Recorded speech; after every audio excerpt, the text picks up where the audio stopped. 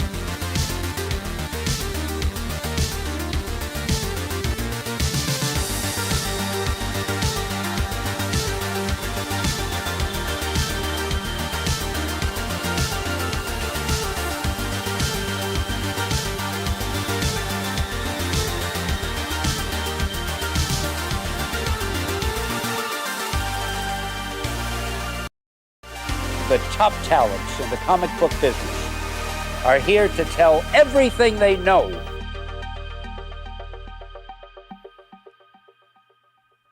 What is going on, everybody? Welcome to another Tuesday night here on Beyond Wednesdays for the Industry of Comics Show, episode 70. Episode 70 of the Industry of Comics Show. I'm here with the guys. What up, Jesse, Dennis, and Emmett? How you guys doing? Good. 70. So that's a year and 18 weeks. A year and 18 weeks. Wow. That is crazy. So in the comic book world, that's like 97 years. or a three-issue series by Jim Lee and Mark Millar. Right. There you go. Or Frank Miller's master race. Yeah. Jesus. We're brutal tonight. You know what it is? The heat. It's started. The heat, Brian. Yeah. The heat is going to make this the honoriest show you've ever seen, chat. Just know that. Yeah, everybody's hurting out there right now. That what's the one color you're not supposed to wear during heat? Black. We're all wearing black. Yeah. Yeah, that's the way it works. This is the only sometimes. shirt that was left after I traded the first two soaked in sweat. Actually, you know what? I'll say it right now. This was sent to this was sent to me by one of our viewers, Mark, who's I saw in the chat earlier from Action Figure. I got the name wrong, but Mark knows who he is. Yep. Action Figure Atorium. There we go. There we go. Good content. You have that picture I sent you, Brian? Yes, I do. I was going to ask you what's been going on with the how's everything been going? I've been building the store, and Shannon finally let me order one thing for the store because it was irking me. So she said, buy was now stickers for the comic book. This is why I don't order stuff for anything. What are they, for car dealerships? Yes. Actually, Jesse, I have an idea. Hang these on the fixtures that you want to get rid of after you built them, and was $150 at IKEA, now $500 after Jesse's labor. Yeah, there you go. Yeah. So I wasn't going to tell her, and then she found them, and I just heard, this is why I'm changing the password to Amazon. So anyways, that was my day today. Everything else is going great. What we did with our store is we butcher papered the whole thing, and then every week we take one sheet down so people can see that part of the store being done. Yeah, exactly. So great anticipation. Stuff. Right. Great marketing, Jesse. And here's what I'm doing. Yeah. I am putting a fully clothed Jesse James picture in my window, and every week we count down. We take his clothing off. Yeah, Major League One. That's right. There you go. Man. Just a bit outside. Yep. So today, as Dennis said, is a Texas night here on Beyond Wednesdays in the Industry of Comics Show. We've got a big shout out, of course, to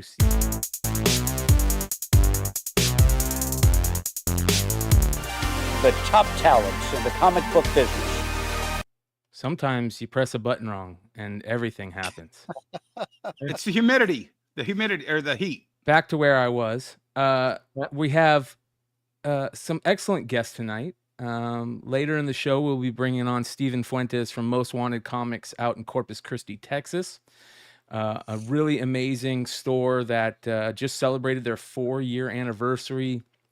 One of the newer LCSs, brick and mortar shops that I think we really need to keep an eye on, spotlighting some of the younger cats. And when I say younger, I mean, guys who are in their 30s and 40s, joining the comic book retailer ranks in a great way, a positive way, and doing very well at it at the same time. So we'll be bringing him on in a little bit.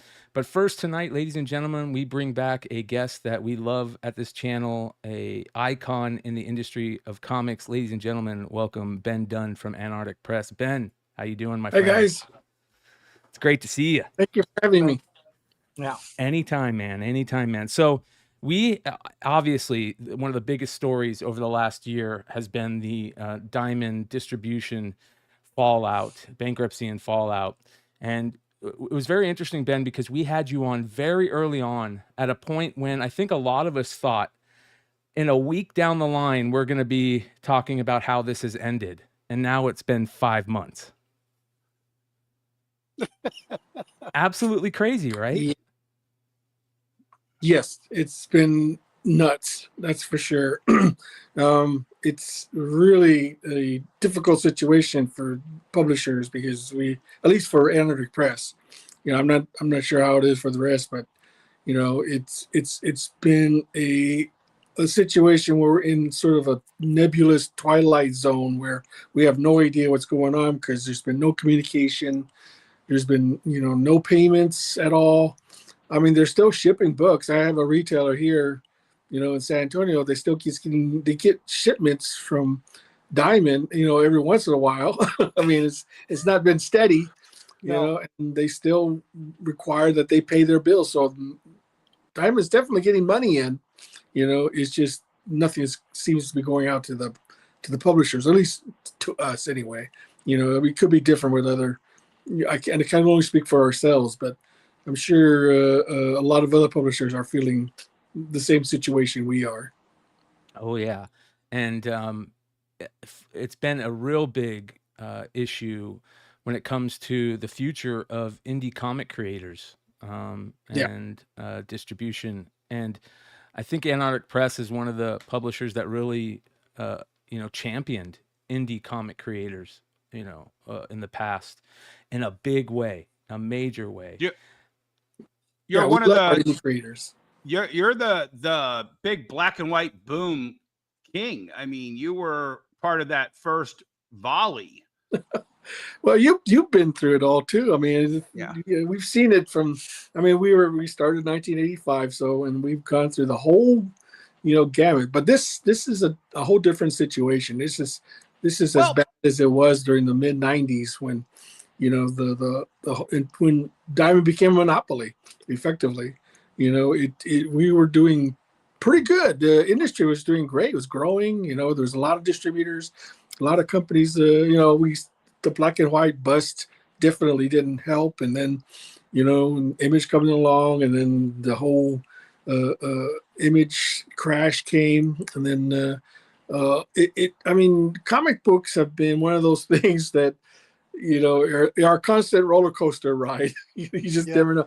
I like to be optimistic. I like to think that the industry will recover very, very quickly, because I think that, as long as there are comic book stores out there who are willing to support, small publishers, we can hang on, for a bit longer, hopefully. And then hopefully the industry will learn from its mistakes and, try to build a, much stronger, healthier industry so that all of us can become successful in this thing we call comic books. Right. Do you feel good? Do you feel that you being able to post on Facebook about what's going on with AP and get your thoughts out and let people know what's going on, is that help kind of the monkey on your back versus what would have happened 10 years ago or 15 years ago where you'd be more quiet because there's no way to communicate? Does that help you with the flow of info?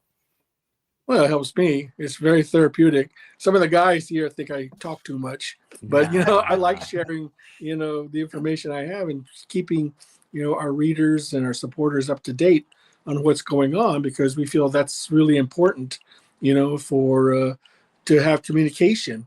One of the things that I've always felt was kind of a weak spot is our ability to communicate with each other. I mean, let's face it, we're in an industry with a lot of egos. We're in an industry with a lot of temperamental, creators, retailers, all sorts of types in this industry. And when you have this many different personalities at play, it can be a very difficult, minefield to navigate. in order for us to all try to work together to create a healthier industry. I'm hoping that I'm hoping that the distribution system will learn from its mistake and become more attuned to the needs of retailers and to customers, and to publishers, because I think we all work together, we could probably create a very strong, healthy industry. I mean, Japan is a great comic book industry there. Europe has got a great comic book industry. America should be the strongest, healthiest comic industry in the world, but we're not for some reason. And, it just befuddles me as to what the situation is. And I've come pretty much to the conclusion that it's just really a lot of personalities in play that actually is detrimental to the industry, and plus the fact that,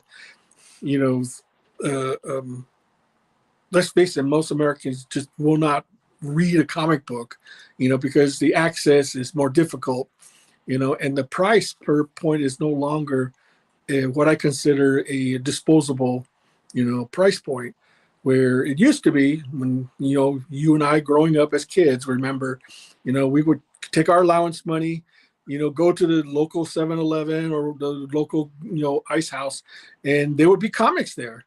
It would be just a couple of blocks from where you lived, and you could buy a couple of comics, buy a candy bar, and spend the rest of the afternoon reading them and then trading among your friends. You see, that was the community, that I remember. We were talking about that at my store a couple of days ago. The fact that a candy bar is still around $2 and a comic book is at average $5 is out of parity with the period of time when the 25-cent comic and the 25-cent candy bar and the 25-cent soda pop was all available at your 7-Eleven. Well, it's interesting because, it's just this. Inflation is definitely a factor. The reason the comic books have become more expensive is because printing comics have gotten more expensive. The price of talent has gotten more expensive. The price of shipping comics has got more expensive. We as publishers can't eat all those costs. We have to eventually pass some of the costs to the consumer in order for us to stay in business. If we were back in the day when, gas was 50 cents a gallon, and in printing a comic book, a newsprint was like 10 cents. It was a different thing, but now we have to adjust to the new dynamic. Now, plus people are just not reading as many comics as they used to, which is strange because I would believe that if not for the fact that manga is kicking ass. If manga wasn't doing well as like American comic books, then I would say, yeah, okay, I sort of get it. People just not reading comics anymore. But people want to read comics. I believe that wholeheartedly. People read comics online. People love to read comics. Anywhere you put a comic of anything, the people will stop to read it. There's something about an illustration with words, is something special about that gets people to stop and take a look. If it was just text, people say, it's just text. It was just a painting. Oh, it's a nice painting. But you put a drawing with words, then people stop and say, hey, what's that? What's that drawing trying to say to me? And that's why I think comics are so special to me, at least, and that's why I love it so much. And I'm hoping, if I had the money, I'd find a distribution system myself. But, Right. That's a lot of work. I'll tell you, trying to start a distribution card for comic is a lot of work because you have to deal with so many different accounts and so many publishers, and nobody's ever happy. That's the thing. Oh yeah. So would you say? Go ahead, Emmett. Go ahead. I just wanted to know about the money owed. Is there money pre-bankruptcy or Yes. before buying that's owed that the courts should pay you? And then Well, there's my post. understanding is that anything before the bankruptcy is, will be in the courts.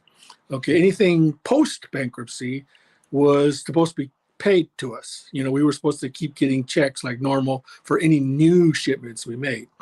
Then, you know, about a month and a half, 2 months ago, they stopped coming in.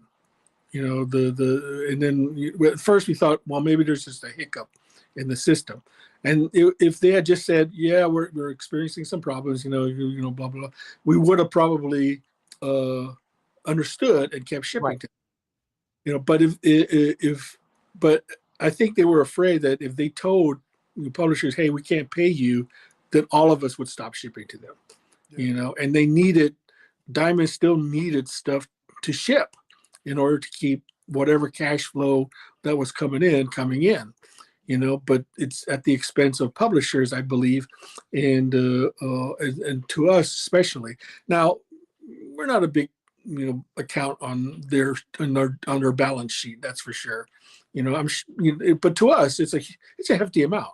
You know, Can you tell us what we're talking about with these amounts? Like, how much did they owe you when January 12th happened? How much accrued between January and May 15th?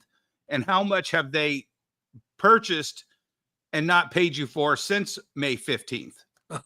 Well, I'm not privy to the exact amount. You know, my my brother's one handles that. I do believe, and don't quote me on this, you know, it's something in the $25,000 to $30,000 range. You know, well, in the grand scheme of things, that doesn't sound like a whole lot. It is to us. You know, that's a huge amount of money. Yeah. To any for us business, to to any absorb. business. Yeah, absolutely. Yeah.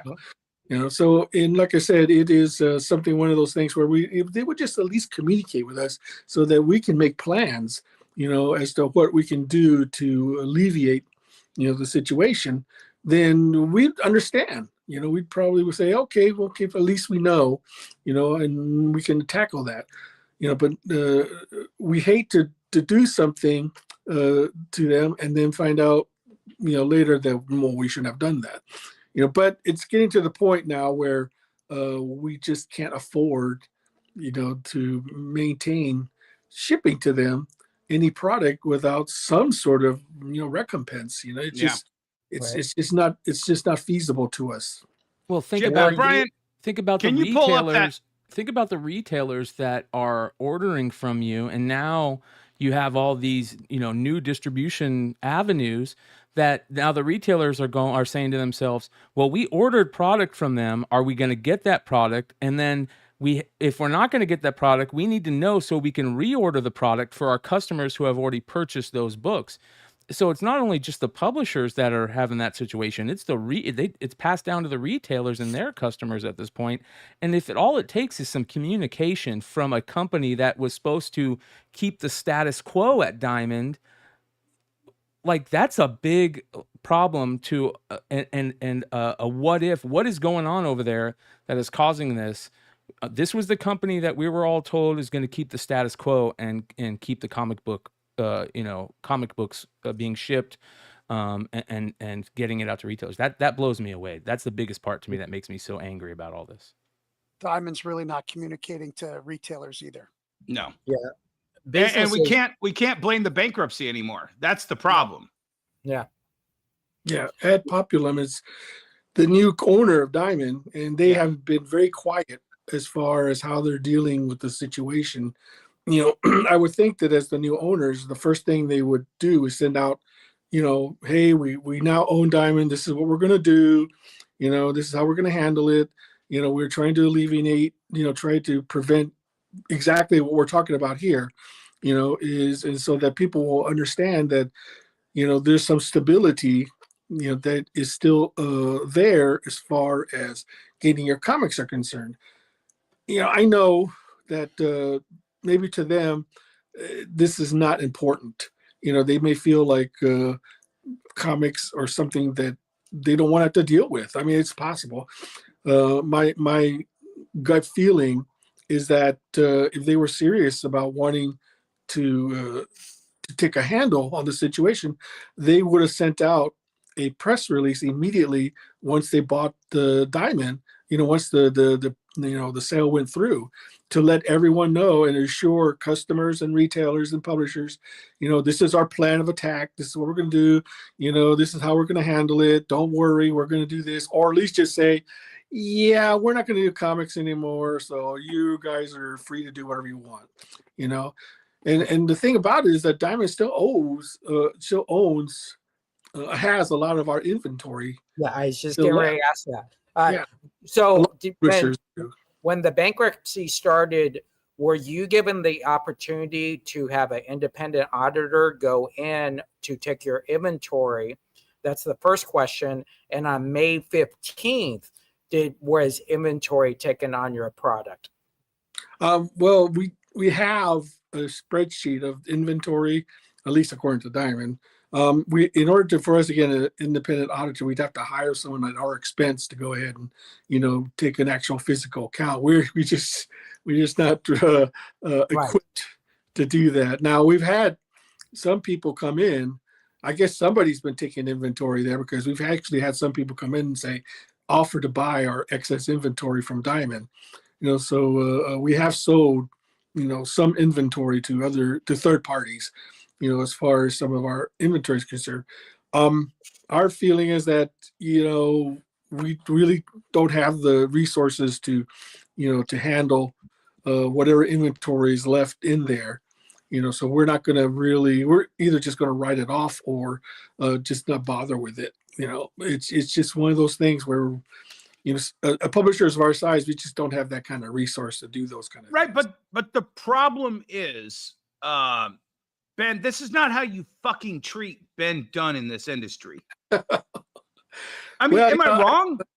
It's one of those things where, of course we're upset by it, but we can only control things so far, short of getting a lawyer and suing them, which is really not an option, because the amount of money we would recover would not cover the expense of hiring, attorney to recover whatever monies we're still owed. I mean, if we're talking millions, that'd be one thing, but we're talking probably less than $30,000 or $40,000 at the most, and that would the cost of hiring an attorney to recover anything would probably just be eaten up by even if we were to get anything. I don't know how bankruptcy laws work, but and I don't know what the situation with ad populum is, but we just don't feel we have those kind of resources. And you're right. Yeah. I mean, I would like to be treated at least with service, but this is the comic industry, man. I mean, things like this happen, all the time. Right. Well, the one thing, Ben, that you want to understand in bankruptcy, ad pop inherits everything. They inherit everything. So when it becomes the part about inventory, that's why they are supposed to provide you inventory at the beginning of bankruptcy, inventory as the new people come in. But the notion is that's still your product, no matter what. So they can charge you warehousing fees and all that. I don't think you need a lawyer to request your product. And if you request that product, they will come back. They have to, right? You just send them a poor man's, certified letter. They have to respond to that. And at least get that notion of, okay, you have this much product. Where are we going from here? You might find out that what you think you have in product isn't even close to what they have. And that's when I'm pretty sure we're walking away. Yeah. That's good advice. I would probably I will pass that along, to brothers, see if that's something that can be done. I just of the feeling that they probably don't care. To be honest, but I mean, it's worth a try. If nothing happens, nothing happens. So I don't know if you heard, but in the last week, Universal, the other half of the purchasers of Diamond and Alliance Games, Diamond Games, as Heidi McDonald says, announced that they are going to start distributing DC Comics here in the U.S. Has anybody from Universal reached out to you? And do you currently sell to Universal to sell in Canada? No, we have not been contacted by Universal. I do believe we have reached out to them, So we'll have to wait and see whether or not we're of sufficient size for them to pick up. I know that Penguin Random House have no interest in a company of our size. You have to be able to sell several millions a month to justify them picking you up. And only a few publishers reach that kind of threshold. So definitely for us, Penguin Random House is not an option. And we're going, and I don't know how DC move to Universal is going to affect Lunar, but I'm sure that's probably going to. Now, I'm assuming that DC is not exclusive anymore. They can go to as many distributors as they want. In my understanding, unlike Marvel, who's exclusive to Penguin Random House. So that actually might give DC a little edge, as far as being able to get more of their product out there. I am very happy that DC is going with another distributor. That is something that I have long supported. I've always felt the more distributors there were, the better.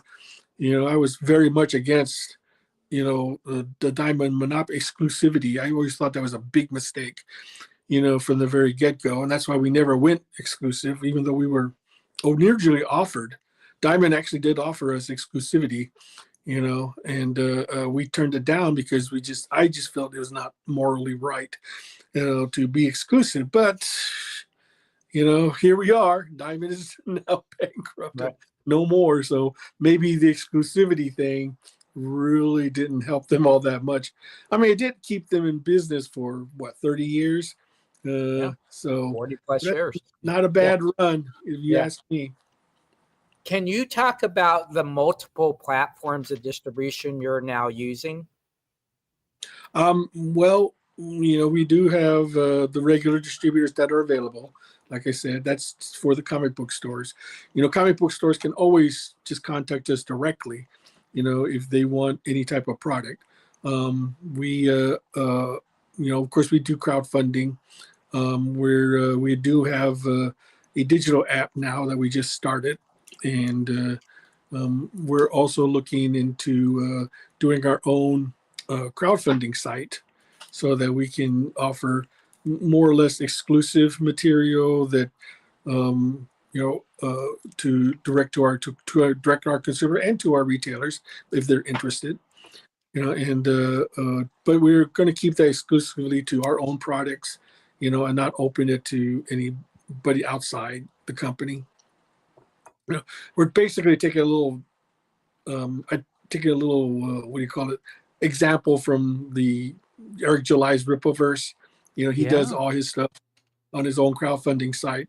I'm actually kind of surprised he hasn't reached out to get his comics into comic book stores. I think he has more than enough product, and I think that he definitely is showing his ability to be a publisher, a legitimate publisher, and getting product out there. But maybe he's just more happy doing direct to consumer. So we'll see. But actually, margins are higher, and you can charge more for books direct to consumer. Yeah, well, we actually had Eric on the show to talk about it, and I'll be honest. I think that him, along with people like Brian Polito at Coffin Comics, and what you said that you're thinking about doing in the future with your own crowdfunding site, that's the future. I mean, I get it that we want to be able to distribute, in the same way that we used to, but I don't think that that's the future. I think the future is, direct to consumer through those methods, and figuring out ways to maybe lower the cost to retailers to get them to buy in at the crowdfunding sites.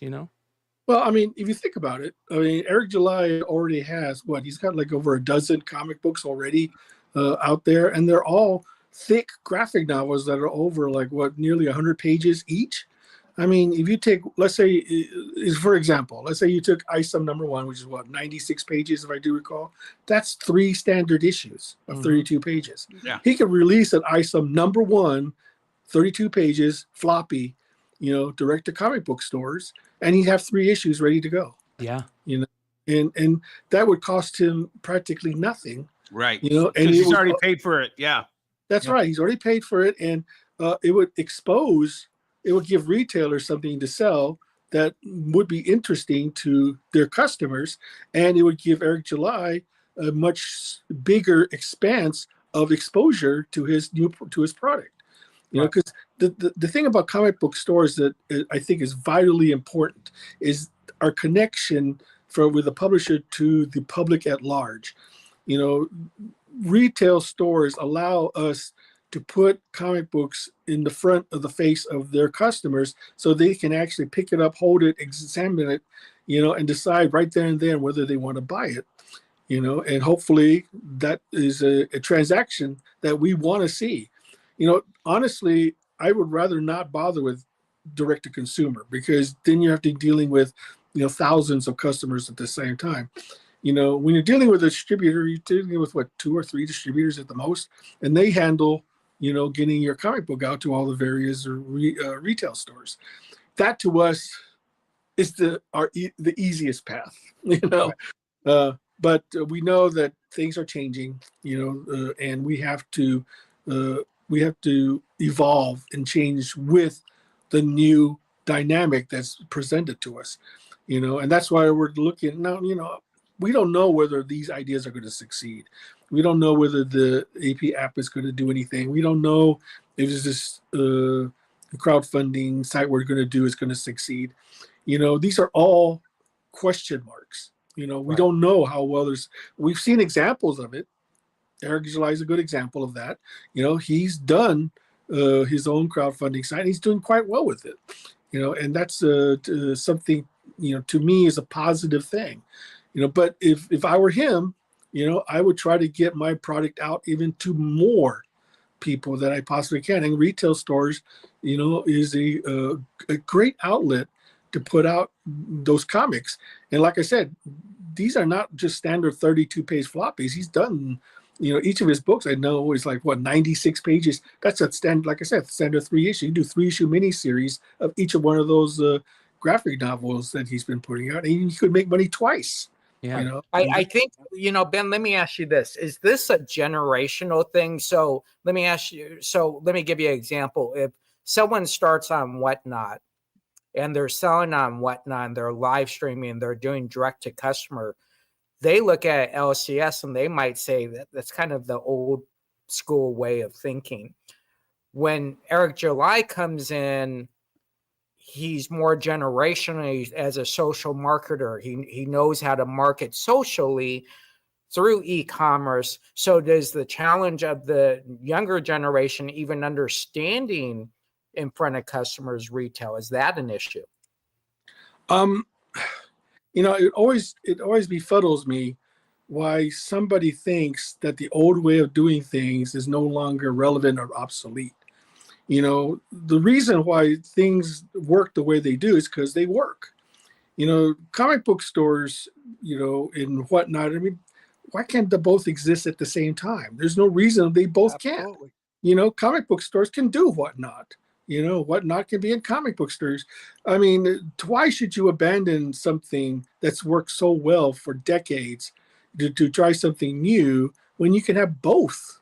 You know, what rule is there that says, oh, I have to abandon my old way of doing things because of this new way of doing things? Right. Amen. Well, I think one of the things is that generation doesn't have, they can put on their pajamas, right? They can sit in their room, never leave their room unless they have to give it to the mailman, you know, eating ramen soup and doing all that fun stuff and playing video games while they're whatnot. So, you know, as a retailer, I'm looking at both ways and I'm saying, okay, how do I manage and how do I do both? But then I also look at these guys like a Eric July, like a Brian Polito, that say direct to customers is a growing consumption that we really have to focus on. It sounds like you're going down that path. What hesitations do you have about it? Well, we don't have hesitation in it so much. We don't have the resources. See, anything that you do is going to take time and effort. You know, and we only have so many people who can handle that. You know, we have people publishing, creating, handling the editing, drawing, shipping, all that stuff. Now, you know, we say, well, let's do whatnot. Well, so who's going to do whatnot?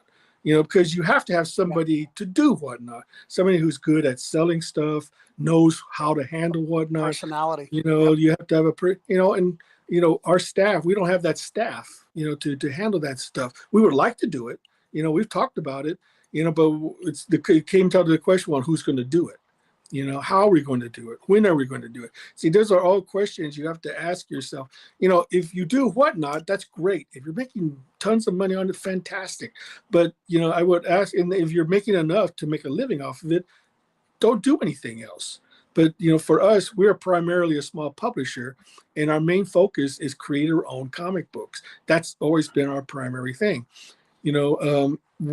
If we could use whatnot to sell more of our books, we would love to do that.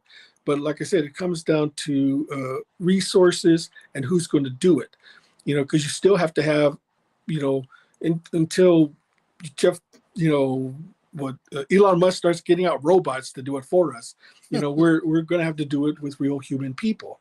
And so that takes, time and experience and money.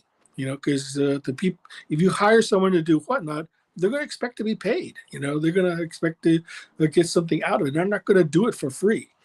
And that's the thing, is we have to balance our time and resources. So do we spend time on whatnot and lose our focus as a comic book publisher, or do we just stay on as being a comic book publisher and not worry about handling whatnot at the moment? Maybe if we, hire some intern, to come and say, hey, you're the intern now, we're going to put you on whatnot, and then maybe we could start, doing stuff like that, but until that happens, we can only, hope to do it. I mean, we're quite aware there's a lot of opportunities out there to expand doing things. It's just time and resources, and that's the main stumbling block on anything new that we're trying to venture into. I think that's some of the best advice that has been talked about, or what you just said there is something that a lot of people don't think about. And I've seen it a lot lately, talking to a lot of retailers and people in this comic book industry, that it takes effort, people, it takes resources, it takes infrastructure. We can't just do a lot of these things that we think it's so easy just to jump on whatnot and sell it. You talked about something very interesting that a lot of people don't talk about, and that is you have to have somebody that is able to do that stuff. It's not just putting up a book and saying, here's the book, buy it. That doesn't work, I mean, yeah, if you need it's the that simple. ShamWow guy. Yeah. So that is a great point by Ben Dunn right there. So yeah, well, I mean, the thing is go ahead. I don't think that the Ripperverse is in the same with what Coffin Comics is doing. I think the customer for the Ripperverse is totally different than a regular comic book. I don't know. None of my customers own one. It's great. It's more people getting introduced to comics. But I guarantee you, if you really polled all the people that bought it, probably 80% didn't read it. Yeah, but does that matter? There's a lot of clout and marketing. No, it doesn't matter to the publisher who's selling it. Yeah. But it does matter to the industry in a whole going forward in a movement. Like if you buy something and then never use it, when somebody asks you about your experience, well, I never read it. Yeah. I never, it doesn't help. I think you're fooling yourself if you don't think that a large quantity of your customers have never read half the books that they bought from you. You're probably right. For me, you're probably right. Yeah. So, I mean, what does it matter that they didn't read Eric July's? I mean, they're buying a comic book. They're supporting creators. They're supporting stores. That makes them feel good at the time of purchase. Let them. Okay. Yeah. Different. It's kind of like the people that watch the NFL and then the people that play fantasy football. or college football. Some people only like Yeah. college football. They Yeah. can't stand Yeah. the NFL. They could care less about the score, right? They're just, oh my gosh, did the score? Well, and I've How always did thought it my was guy do? I've always thought it was hilarious. The amount of people who follow college ball religiously never went to college. I think it's something like 75 or 80% have a high school diploma that never went to college, but they love their college team from their town. And Yep. that, I think, is a very good, indicative of you don't have to be a college boy to enjoy college football. You can enjoy the football aspect of it and never have a desire for that college. Hey, Yeah. Ben, Yeah. how much focus has been taken away from San Diego Con for you, or is that still, hey, we're going to do this, we're XYZ, we're not going to let anything else going on affect our San Diego experience? Well, we love going to San Diego. That's one of the highlights of the year. We've gone to San Diego every year since like 1992, and and ironically enough, our table is located right across from the Diamond. Yeah. I don't know if they're going to be Not there this anymore. year, so we'll see. But yeah, we plan quite a bit in advance, for San Diego. We've seen the prices of the booths go up every year, but we feel like we have some really prime real estate. We're like that little house in the middle of Manhattan that refuses to sell. Right. Our booth location is very much in prime real estate at San Diego. So because if you know anything about San Diego, they always give you the option of staying in the exact same location every year. So as long as we don't want to move, they keep giving it to us. And every year we go, we get grandfathered in, to that. So I tell my brother that, hey, if we ever decide to leave San Diego, let's just sell our section to the highest bidder, Yeah. see who wants to get it. But yeah, we do focus on San Diego quite a bit. That's one of the big things. We love going because we like seeing people there. That's where all the action is. We love seeing other creators there. A lot of deals get made in San Diego. I think that's one of the reasons why people go, is just to hook up with other people and the thing about it, despite our digital world that we live in, you cannot substitute just meeting somebody face to face, pressing the flesh, talking to someone on a human level, and those are one of the things that we value quite a bit, as far as we as a company is concerned, because we value every single customer. We know some of our customers who come every year. We know them by name, we know them by face. We do everything we can to accommodate them, to make them feel welcome, and then that's, to me, is one of the big things about comics that I love, is that, it gave me the opportunity to meet other creators, to meet fans of comics, to talk about comics, because, that's one of the things that I really, am passionate about, and I mean, if I really didn't care about comics, I probably would not have started Antarctic Press to begin with. I would have just gotten a 9-to-5 job. But I love drawing comics. I love creating comics. I love meeting creators. I mean, granted, some creators are a little bit hard to get along with, but for the most part, everyone's a real, Right. A real human being, that has a passion for what they do, and we'll be there for San Diego this year. I'm not sure about next year. I think my brother has expressed interest. He'll probably, go, depending on how well we do this year, we'll go next year. If not, Jesse will buy your spot from you. I'll take your spot right now. Where's my checkbook? All right. So we'll keep keep me in mind. Exactly. Here's and this is the reason why I asked you for about San Diego. Ad Pop is going to have the booth next to you. I mean, they're literally next to you. Can you focus on the convention without Ad Pop being next to you, or do you see this as both focusing on the convention but also walking over to Ad Pop and saying, "Hey, I'm Ben Dunn with Antarctic Press. Where's my money at, Pop? Where's my money? I would love to meet the people at AdPop. I would, to me, that's I would love to just go over there and say hello and, tell them, congratulations on their purchase of Diamond. Hopefully they'll create something, much better out of the ashes, of the Diamond comics, and hopefully create something better and stronger and healthier than before. So I'd be more than happy by to, not paying you. Come on, Ben. Well, the people probably there probably have no control over that.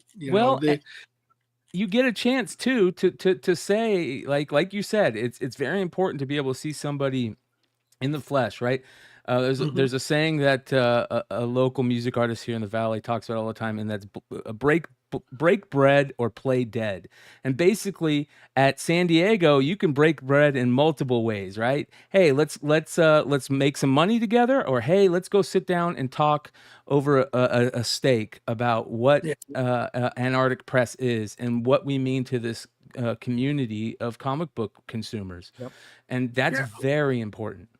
Yeah, sure. I would. I don't this see. Is what, Yeah, let me just say this real fast.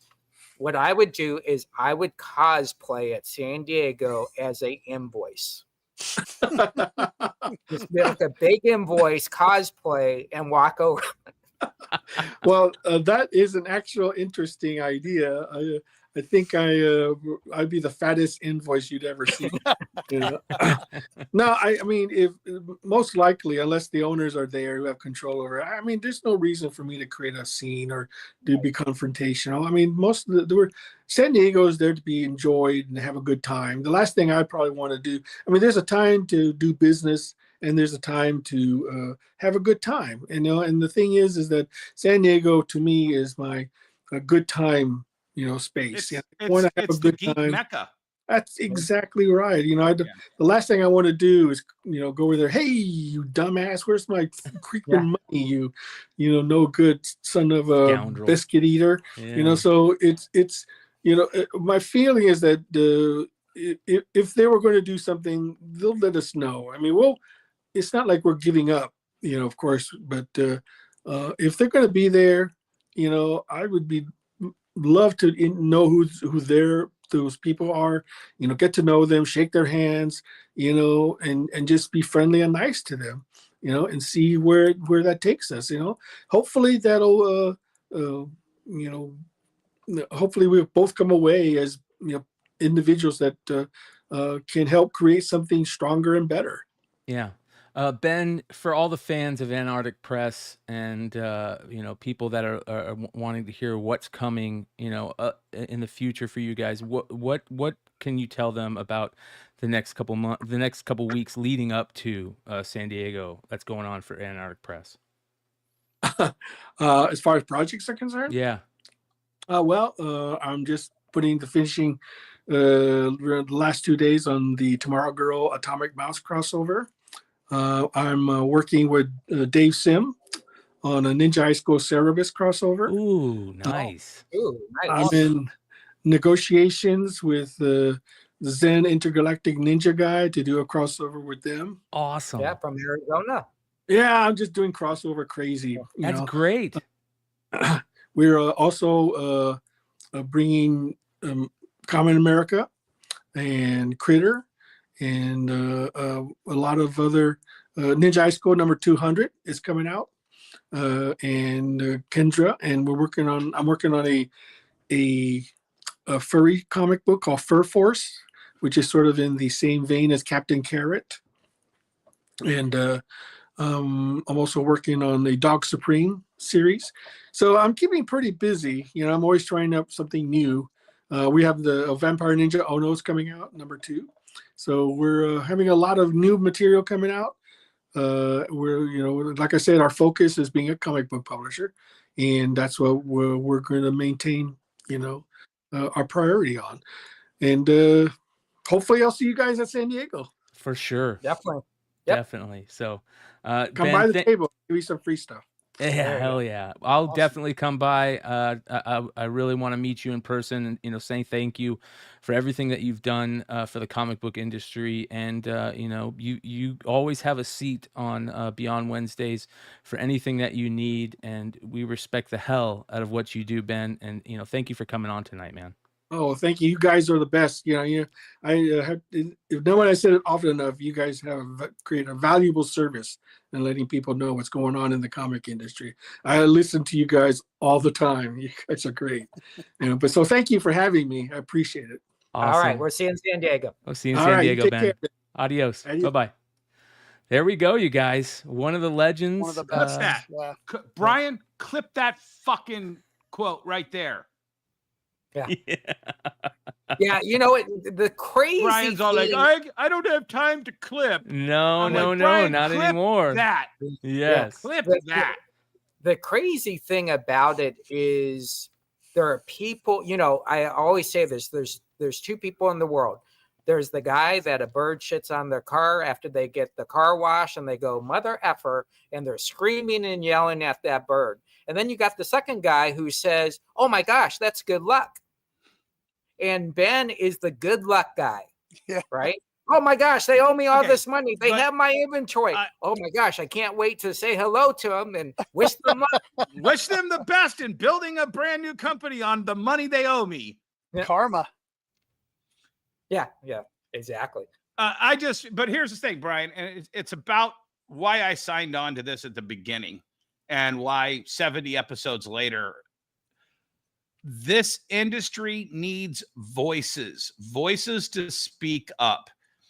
And Ben is just one guy on his Facebook page, and Jesse and I amplify that, and this show with all of us helps amplify Ben's voice. He doesn't have to be the asshole that I am.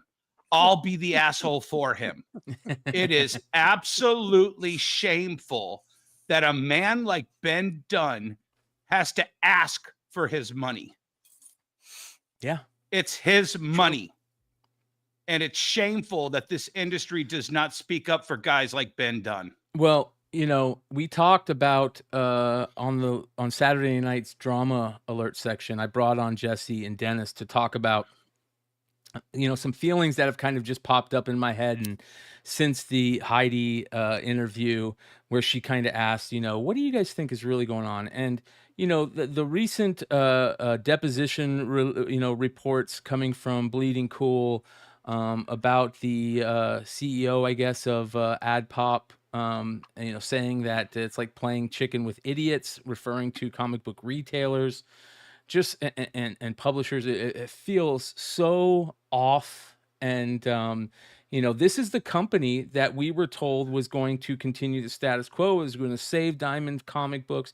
And it feels like they want nothing to do with comic books. And there is a lot of people out there in this world, in the comic book industry, even though it's a very tiny industry, there's a lot of people in the comic book industry that love comic books, the medium, the art form, and want to continue spending their money and spending money to make them. And it just feels very off, this whole thing. I also think, and I was thinking about the way we talked about it on Saturday, and I've kind of come up with another way of saying what we were talking about. It feels like Sparkle Pop, Ad Pop, whoever the hell it is, has an asshole playbook for bankruptcy purchasing, and they are playing that. We don't know what that asshole playbook is. Maybe it's starve the publisher until they just say, keep the shit, I don't want it. Give me $5,000 instead of the $25,000. And that's how they make their bones. I don't know. But it's definitely a playbook, because why would you not say anything? Right. Back when it was I think they've been buying up companies like this is what they do. Yeah. Exactly. Yeah, I think this is the time that you don't be quiet, because what happens is they're focusing on the guys yelling and screaming because they have to, right? Everything's a timestamp in bankruptcy. Squeaky wheel. Yep. And you said I didn't call you, or I didn't leave you a message, Here's the date I called you, and here's the certified letter that I sent you. You did not respond in XYZ. If you don't say anything, they're leaving you alone, right? Well, he's not saying anything, so we're not going to do anything. And I think that's kind of where they're at. You got to keep in mind, as people jump ship, what AdPop is saying, okay, that's one less person we have to deal with. Now we're down to, we went from 20 to 10. Now we're down to 5. You know, what's our focus? Well, really, we're not going to distribute because we don't have to. Who we then distribute? And I think that's what we're looking at. But when you go out and you say words like that, I think what happens is your brand takes the hit, not the individual. I already forgot the guy's name that said that. Right? I did too. I was trying to think of it the entire episode so far. Yeah. Who cares about that guy that said it? Your brand allowed that to say that. Yep. And if he said that, that means that's how your brand talks behind the scene. And they probably don't use the word chicken. They probably use other words than that. So we'll see. I think the good guys win in the end. And I think that's how it's going to shape up. The good guys win in the end. The guys that, want to mess around and do this and do that, they're probably going to lose in the end because they're then lose focus. They're then lose where all their inventory is going. Oh, I'm with these 4 distributors. That doesn't, in the comic book world, that does not work that way. I'm sorry. It's just, that's not how we're built to be able to do that. So a younger person who doesn't know who Diamond was, you got to keep in mind, in the next 3 to 5 years, people are going to have no idea who Diamond was. Nope. Yeah. And that's sad. And that is sad. That's the legacy. Yep. Well, this came out today also, right? Dynamite pulls their comics out from Diamond Comic Distributors. We talked about this last Saturday, I believe, as well a little bit. This is a big deal. Dynamite was one of the few left standing over there of the bigger publishers. The big 5, as you can call them, I guess. And they're gone now. And to me, that feels like, all right. Who did they turn off the light when they were leaving? Did they hit that switch? Yeah, they were and keep in mind this is actually written poorly. Rich, I'm gonna email him right after this show. Diamond didn't pull their comics out from. I'm sorry, Dynamite didn't pull their comics out from Diamond. They're doing their distribution with someone else. Their comics are still at Diamond. That's the problem that he's going to face. You need to get that inventory out. And Oni and Titan are still on FOC. Yep. They're almost the only ones on FOC from Diamond. Yeah, and didn't Oni did go over to Lunar as well, right? Is it Lunar? Yeah. Yeah. Yeah, I believe Oni went over to Lunar as well. So, we'll see the dynamo effect. At the end of the day, you got to move forward. We're at a point now where the public opinion is going to turn on you if you're still at Diamond AdPop. It just is. You can only have a positive look at your brand until you finally say, hey, dumbass, you need to move on to these guys that are shipping books. You need to move on to these guys that are actually going to pay you. That's very, very important. And I think that's kind of where we're at. I don't think AdPop I don't think Diamond's part of any conversation anymore. I don't know why they even write Diamond on anything. Yeah. You know what? You're right, Jesse. We need to stop calling what exists now Diamond. Great point. Because it's AdPop. It's AdPop. Yep. Yeah. Or Sparkle. Yeah, exactly. And so until we start moving forward on that and that Diamond name moves on, and that, trust me, for AdPop, they want to eliminate that word Diamond. That's eventually it needs to become AdPop. So they can get away from when people say, well, when I was with Diamond, I didn't get paid. Well, we're not Diamond. How about this one? Fantagraphics saying that Diamond is holding their comics hostage. Yep. Yep. I mean, now we're using the terms that they're holding comics hostage. And Jesse, you were just bringing this up about Dynamite's comics inventory that's over there. There is a lot of inventory in those warehouses. And now, because of what you guys were talking about, a lot of these publishers didn't, like Ben was saying, it costs money to hire an independent, person to go in there. So but I would be remiss if I didn't say Jesse and I both said on this show, January 12th, you guys need to get your inventory. We said it dozens of times. Yeah, you did. Yeah, that should have been the number one priority. You cannot allow someone else to control your brand after they've proven that they can't control their own brand. Yeah. Yep. Exactly. Agree. It's right now. Right now, AdPop could literally say, "Don't know what you're talking about." Right. Those 10 pallets have no idea what you're talking about. Must have disappeared during Diamond's watch. Yep. When we took over on May 15th, there was no 10 pallets here. Yeah, they could easily say, well, there was only one pallet of shit back there whenever we got the keys. I don't know what happened to the rest of it. Yeah. And this is what they're going to say. They're literally going to say, show us your inventory count. Yep. Well, I have this sheet that says XYZ. No. Show us your inventory when you came in and did physical inventory during bankruptcy. So we know when we come out of bankruptcy, what we should have, what we can sell. They shouldn't even be selling their back issues. Yeah. No. Yep.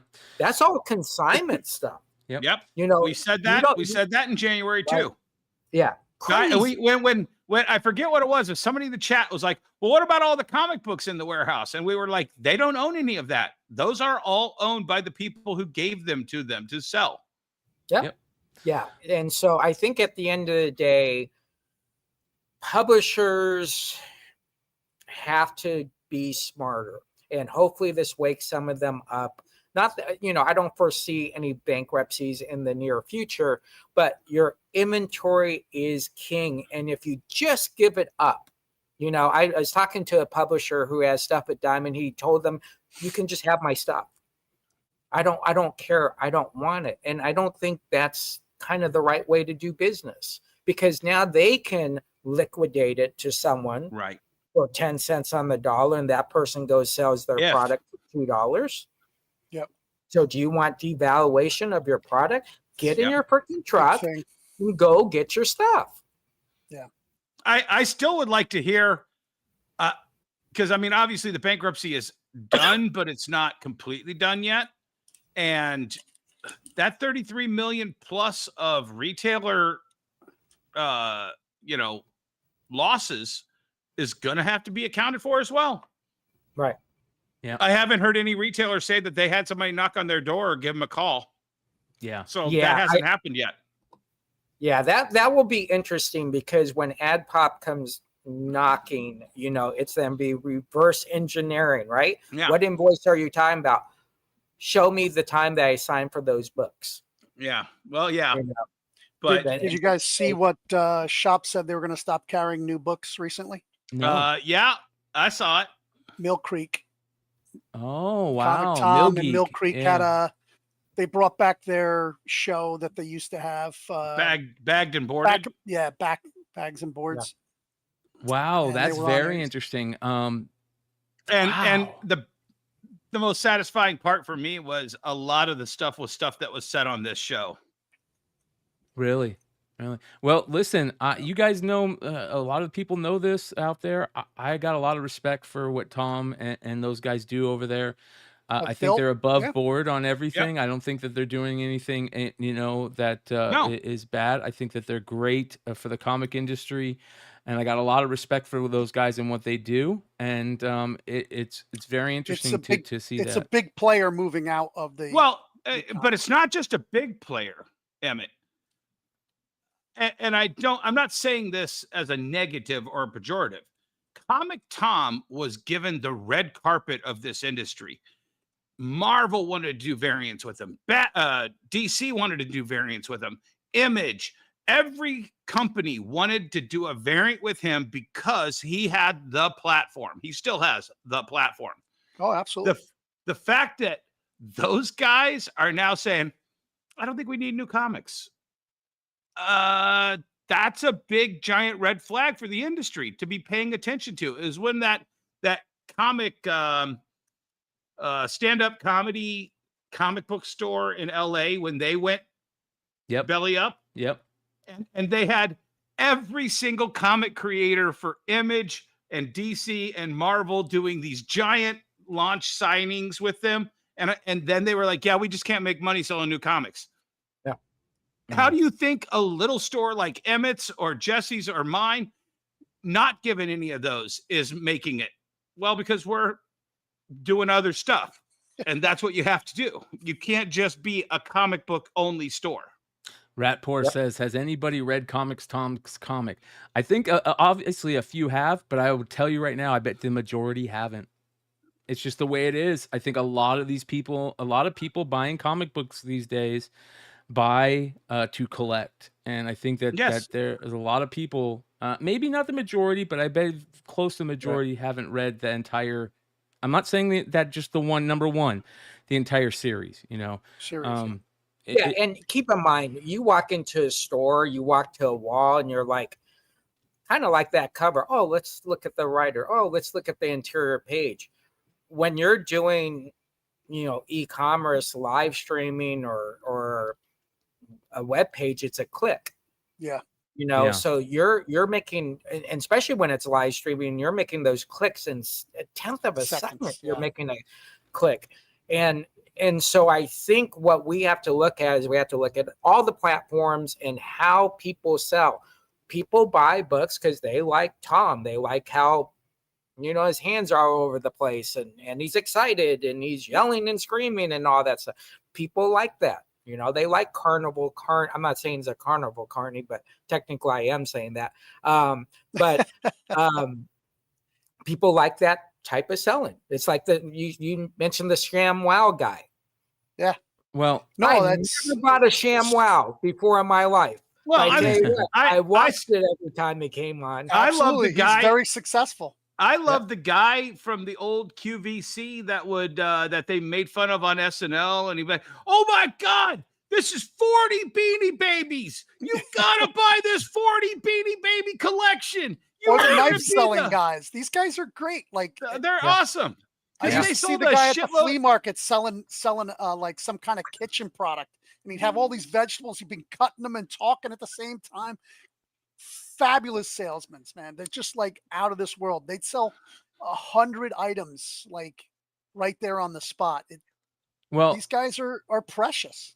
There is something to be said about you know, selling new. There's a lot, you know. Speaking of Mill Geek and deciding not to sell new issues, there is something to be said about the comic stores that you know, to decide to do that. I understand that's a big issue, but there's a lot of comic stores out there that are still, you know, playing that, selling new issues, and they're doing it well. I want to switch to our next guest here. We have been talking a lot on this show about the industry and how the industry is changing and all this stuff. And so, to some people, to a lot of people, it feels like we're very negative about the industry. But that's wrong. I think that it's just the stories that we've been talking about lately, especially with this diamond stuff, has been very negative. Recently, a store celebrated its 4-year anniversary as a brick and mortar store, and has an amazing reputation in an area of Texas, Corpus Christi, Texas. Shout out to our boy Red Hood Joe, who loves this store. This is his home store, and it's one of the bright spots in the comic book industry right now. Ladies and gentlemen, I want to introduce you to Steven Fuentes of Most Wanted Comics in Corpus Christi, Texas. Steven, how you doing, brother? I'm doing great, guys. How y'all doing? We're doing awesome. Don't let the gray beard scare you. That's not what naturally happens. Okay. I'm right behind you. Well, listen, you guys. First thing I want to do is I want to show you guys this store and its footprint. And this is one of the most amazing things. And I know the story, a little bit of the story about you know, how you decided to open up a shop, Steven. But we're gonna go over all that. Look at how beautiful this store is from the outside. This is Most Wanted Comics, you guys, in Corpus Christi, Texas. Absolutely gorgeous store. Great sign. Yeah, look at this. I mean, look at the footprint of the store. It's a single building, and it just looks like a perfect little comic store. Steven, what did it used to be? It was originally no, it was a cleaning, a dry cleaning. Oh, nice. And the owner purchased it. It was vacant for like a year, and then I noticed it, and one thing led to another, and here we are. Well, I think the cool thing about this, and it blew me away when Hood talked about it. He's talked about your store many times on the channel.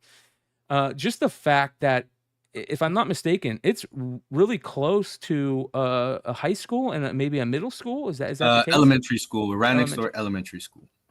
Look at that. I mean, we always talk about how kids aren't getting involved in comics as much any day these days. And you are right next to an elementary school. How often are kids coming into your store? Is that an everyday occurrence where kids are coming in and looking at your store? Oh, every day. You know, whenever we do these big giveaways that we do, most of the kids win, you know, and that's really how our future is. The kids, if they're not going to get into reading, they're not going to get into all of this, what we do, the comic industry is not going to be around it. So we got to get the kids to read, get them interested in some of the stuff that's going on in our store. So I do giveaways. We do, I let them get free comics, you know, stuff like that, you know, just to get them doing something positive. And we do, when you get the kids into it, the parents just love it. You know, the parents like, hey, my kid's not on the phone all day. You know, my kid's not playing video games all day. We hear it all the time. So when they walk in, they're like, I kind of know already what they like. So I like, hey, I got this new thing right here. It's fun, you know. That was me as a kid. That was all of us as a kid, really. So it was fun to see the kids getting into it. You know, that's what we're here for. Yeah, and here's one of the crazy things. Speaking of kids and being able to buy comics, we talk about how the price point on comics has gone up so much, and it's funny because here on the industry show, shout out to Gore Vidal, who's in the chat, who says the atmosphere at Most Wanted is like the TV show Cheers. He shout out to Gore, who was one of the first people on this show in particular, where we brought up Most Wanted Comics, and it had to do with the fact that Gore told us that you have a 10 for $1 a selection of comics, which is unreal these days. Absolutely unreal. I didn't believe it. No, it's true. Gore is right. And, you know, it wasn't just about, hey, moving product, because what it does do for my shop is I get the new readers, you know, and then the young kids come in and I tell them, hey, I do 10 for $1. Try out the new book, read it, you know, and their eyes just light up. We got parents that come in that, you know, sometimes they can't really afford a lot of books. So it was for different reasons. And then plus, you know, I'm not going to put, you know, a Mark Spears book in there 10 for $1. No, we don't do that. These are books that have been out for like a couple months, you know, like, hey, we already sold enough, you know, give someone an opportunity. And then what I have been seeing is they'll come in and want to subscribe to it. Whole box say, hey, add me on there. Oh, okay, we'll add them on. So it's creating different things in our shop, and we've got so many new people because of it. So why, you know, if it ain't broke, don't fix it. Steven, talk about your background. What's your background before the comic book store? Well, I started collecting when I was about 5. I just turned 40 a couple months ago. I got into it because my grandfather had comics, and I just blew my mind. And here we are now. And I really, really got back into it when my son was being born. And it just exploded. You know, buying collections just like y'all. I hear y'all in the chat. I listen to y'all, and y'all got warehouses and stuff. I'm the same. And I just have so much stuff that I like to rotate it through. And so, you know, for the reason for the 10 for $1 is I can sell $1,000 comic or so. That just litigates all those comics. I mean, you know what? Let it go to a good home and let people read. You know, that's what we're here for. What did you do before the comic book store? What was your? Oh yeah, so I deliver tires for a living. I was there for about 20 years. I did go to sales. I was a regional manager of the South Texas region for a few years. That's how I really developed the mindset to run a business, because I was helping $1 million companies grow. I just got a knack for it. And then one day I was like, you know what? I'm gonna open my own shop. I think I'm ready. And I took everything I learned from sales, brought it over here, and now I'm here full time. And you know, we've increased about 20% since I've been here. So on top of where we're at. Yeah, Jesse, and here you go, another corporate guy joining in the forces of the comic book world. Tell me about the transition coming from that corporate mindset to coming to the comic book world, where it's not, you know, it's not really business 101 at all, right? No, it's not. No, it's not. How long did it take you to say, okay, I can't think corporate anymore, to, oh, I'm a comic book store owner? Well, you know, when I was in the corporate world, I always was fighting it. You know, I didn't want to just be, that wasn't me. You know, I was always a comic guy. And then when I moved to that type of corporate side, I'm like, wow, like really? Like this is the way it is? Like, why can't it be cool, you know, and just enjoy your, not that I didn't enjoy the job. I love the owners. I love everybody. I traveled everywhere, but that's not the way I was going to be here. But it was just the business side of it, right? That I brought the corporate side. Like, all right, what's moving, what's not? I mean, like, the normal things that we do. But I got rid of that robot style type training that they would want you to do, which I hated.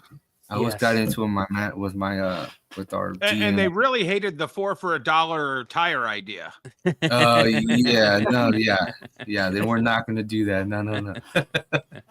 That was a no. And but I always would butt heads with them. I'm like, guys, like that just wasn't it, you know. But it was fun. It was great. I learned a lot. The owners were fantastic. And you know, when I told them, hey, I'm stepping away, I'm gonna open my own business, they were like, hey, well, what do you need? Like, they were ecstatic for me, you know, to be. It's a different field, but it's like the same concept. Like, you're making your own business. So I still see them. They still call me. They text me. You know, they're doing great. We became friends. It wasn't just about the corporate side.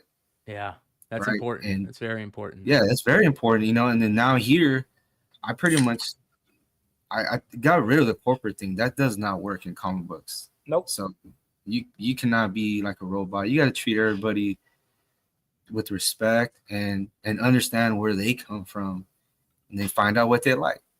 That's a great point. That's one thing that I really learned in the corporate side. Was I was really good at finding out what each customer likes, what each owner like, and I brought it over here. A customer can walk in, I know exactly what they like, what they read, what they collect, at times what they already have in their collection.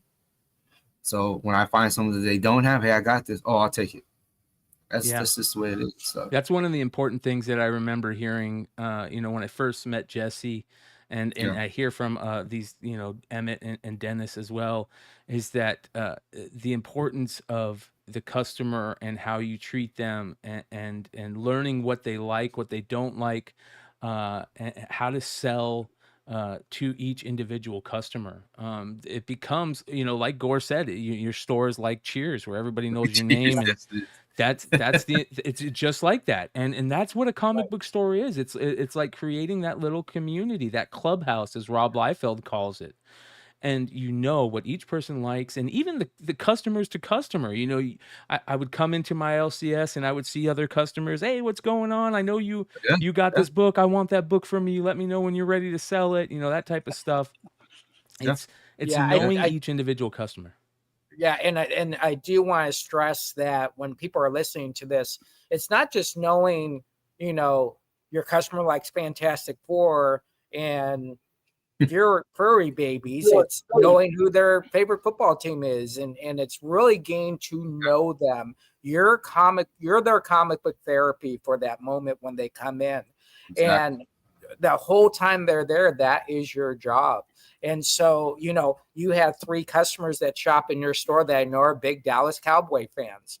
And I know when they come to the store in Arizona, I know that's the trigger, but it's for us to have fun with each other. Right. and I think that's very important as you're in this business for 4 years in the comic book world. That's a long freaking time. It is, but the cool thing was that before I even opened my own shop, I knew everybody already, right? So as I was opening, everyone was just ecstatic, like finally we can go to a shop. And I was, like I said, I knew everybody, and meeting the new people is a blessing, because we're pulling people now from San Antonio, Houston, South Texas especially, and that's been the plus on how we've been able to get our name out there, and just understanding like the different parts of our area, because every town is different on what people buy, what they're into. So we try to carry a little bit of everything. Hey, Brian, can you scroll over to the left there of that picture? Mm-hmm. I love those comic drawers. You're It's like a record rack meets a comic drawer system. I love it. I thought you were going to ask him if he got the tablecloth from Joann's. That's what I thought you were asking. No, but those are amazing. Did you make those yourself, or have somebody make them for you? Actually, so when we were opening, we were already open for about a year, and so we first came from a small shop just down the road, very small. It was just COVID was still around. We didn't know how it was going to be. I didn't really want to put all my money into one thing, a big old shop, and it didn't end up working, right? We never knew what was going to happen.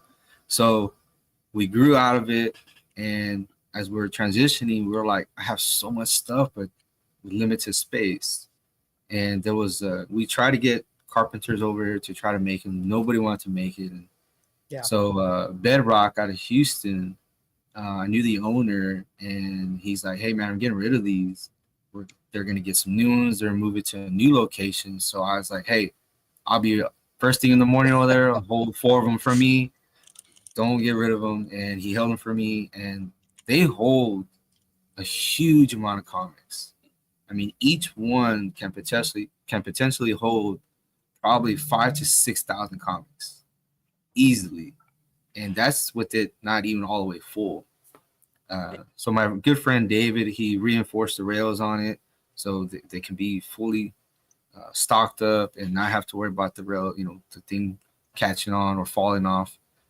But they work wonders. I think that's very interesting, is that when you're first starting a store, and or not just for starting a store, but maybe moving to a new store, or even kind of like what Jesse and Dennis are getting ready to do, or Jesse's doing right now, putting new things in a store, and how you get those racks, or how do you get those entertainment, how to set your store up. Talk about the footprint of your store. Has it changed multiple times throughout the years? Are you constantly moving things around, learning new things? We're constantly adding. That's a good question, Brian. We're almost 3,000 square feet. We're constantly adding. And yes, we do move stuff around, showcase some new stuff, things like that. But like I said, the drawers allow me to just bring out a huge amount of comics almost every day or on a weekly basis. And customers know that. Once they find out, like, hey, they're adding stuff every day, oh man, I can just keep bringing out new stuff all the time. And I don't think I'm gonna run out, because we have quite a bit of few storages full. So why not give everybody an opportunity? We 25-cent books, 50-cent books, dollar books. Of course, the back issues are always great. So if y'all looking to add to y'all shop, the drawer system works wonders. I mean, you can just put a huge amount of stock in those, and it helps just rotate through your stuff, and it's a good a good addition to the shop too. Yeah. Are you going out to buy more collections, or are you having more collections come to you? Come to me now. Okay. I rarely travel anymore. 4 years. What's the biggest book that's walked in your door? In 4 years, Amazing Fantasies 15, Fantastic Four #1. You know, there's a 11 gentleman. years I haven't seen those. No, this is on a regular basis, man. I'm telling you, it has been nonstop. Like South Texas region is just how do you say, saturated with so many guys with collections over the years, and they're already getting up there in age, and the kids don't want them. Yes. So great point. That's a great point right there. We were talking about that the other day. Yeah, they don't. I'm shocked. And I think that's the interesting thing. And I didn't really quite stick into my head until the other night when I was thinking about, and we were talking about it, that, you know, people get old and they pass away, and their collections don't necessarily move down to their children. If maybe they don't have children, maybe they do have children, but their children don't want these comics. And it's much easier for them to take them to a local collectible shop and say, how much should I get for this? And they don't want full price because they just want you to take them off their hands. Every collector pass on to somebody else. Yes. Right. Yeah. Every collector I have talked to in 43 years of doing this says a very simple thing: I will never sell my comic collection. And I turn around and I say, it's not going to be your decision, because when you pass away, your kids are then bringing them to me, so you could sell it to me and get more than what they're then get. You make that decision. It's amazing. It is simply amazing. And it's not, oh my God, and I'm trying to say this the right way, oh my God, my dad passed away. They're not waiting like a month later to sell this. It's like the next day they're like, I just want to get rid of this. Yeah, look at this. I mean, these are some of the things that you were showing on your site the other day. You know.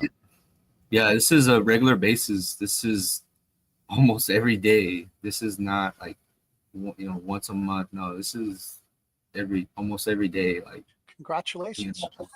Yeah. Now, do I buy everything? Is everything walking in, you know, purchasable? You always get the 90 stuff that I feel kind of offended when they say, I got some old books. Yeah, and they bring exactly. it in, and 90 books. Like, wait a minute, I'm not old. What are you talking about? They're 30 years old. I just turned 40. I'm like, hold on. Man. It's always like that. I was like, 90 stuff. But you know how the 90s were, man. It's tough to just buy all 90 stuff. I think one of the great things that I remember Hood talking about, there's a couple of great moments of, you know, things that have kind of walked into your store that have been just, you know, these great stories that we talk about on the show, because of, you know, Hood being, you know, you being his LCS. Oh, yeah. And one of the great moments, one of the great moments was talking about the apparel, the vintage apparel that walked into your store, which was amazing, man. Absolutely crazy. Tell us about that story and you know, what they brought in. So it first occurred, I think it was on a Sunday morning. We were at our other location, small shop. I get a call. We're about to eat breakfast, me and the wife and my mom. Gentleman calls like, hey, I got 100,000 comics I'm trying to sell. I was like, what? Like, there's no way. 100,000. He goes, yeah, I can't get nobody to come over here. Nobody's believing me. I say, well, I mean, when you say 100,000, that's a lot. Like, it's hard to believe, right? 300 long. So I told him. I was like, hey, we're about to eat breakfast. I'll give you a call right after we're done, and I'll head that way. I got done, but he's blind, and he had to direct me as I'm driving down the streets.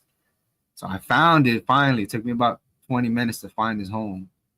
I get down, comics everywhere, and it wasn't 100. It was about 50, 60, between 50, 60,000. Still a lot. So long story short, my friend Miguel Gore-Vidal, he's on here. He remembers. He was there with me. So we're loading up all the stuff in the garage, all bins full of comics. And he has a stack of vintage to shirts, 6 bins full, about 60 in each bin. And I'm like, hey, Marvel shirts? I have no idea what they went for. I had no clue. Right, yeah. And he's like, hey, well, do you want the shirts? I'm like, well, yeah. I mean, how much are you gonna ask for them? Don't worry about it. You bought all the comics, take them with you. Oh my gosh. Yeah. Yep, he did. Unreal. And I was like, sure. He goes, yeah, take them. All right. So we loaded them up, and I had them for about a month until I started doing research on them. Brought them to our shop, and then all hell broke loose. It was just a frenzy. People from all over were coming in, and these shirts, I still have like 3 bins full. I mean, look at these, you guys. These are the old school, original, all print, all over the entire shirt, all up the sleeve. Yeah. I mean, look, these are such a big deal in the apparel game, not just in the comic book collectible game. In the apparel game, people go crazy for these, and I can't believe the pristine condition still in the bags. A lot of these seem to be fresh. I mean, the fresh smell of the shirt, single stitch. I mean, like that surfer right there that Brian has on, that's a mega print all over. You got the surfer in the front, Galactus in the back. That's one of the rarest ones. That runs about almost $3,000 for that. Wow. And that's just one shirt, you guys. So half of the shirts I sold helped fund for everything at our new shop. Pay for move, pay for everything, all displays, everything. Wow. Wow. I just invested it all back into our shop.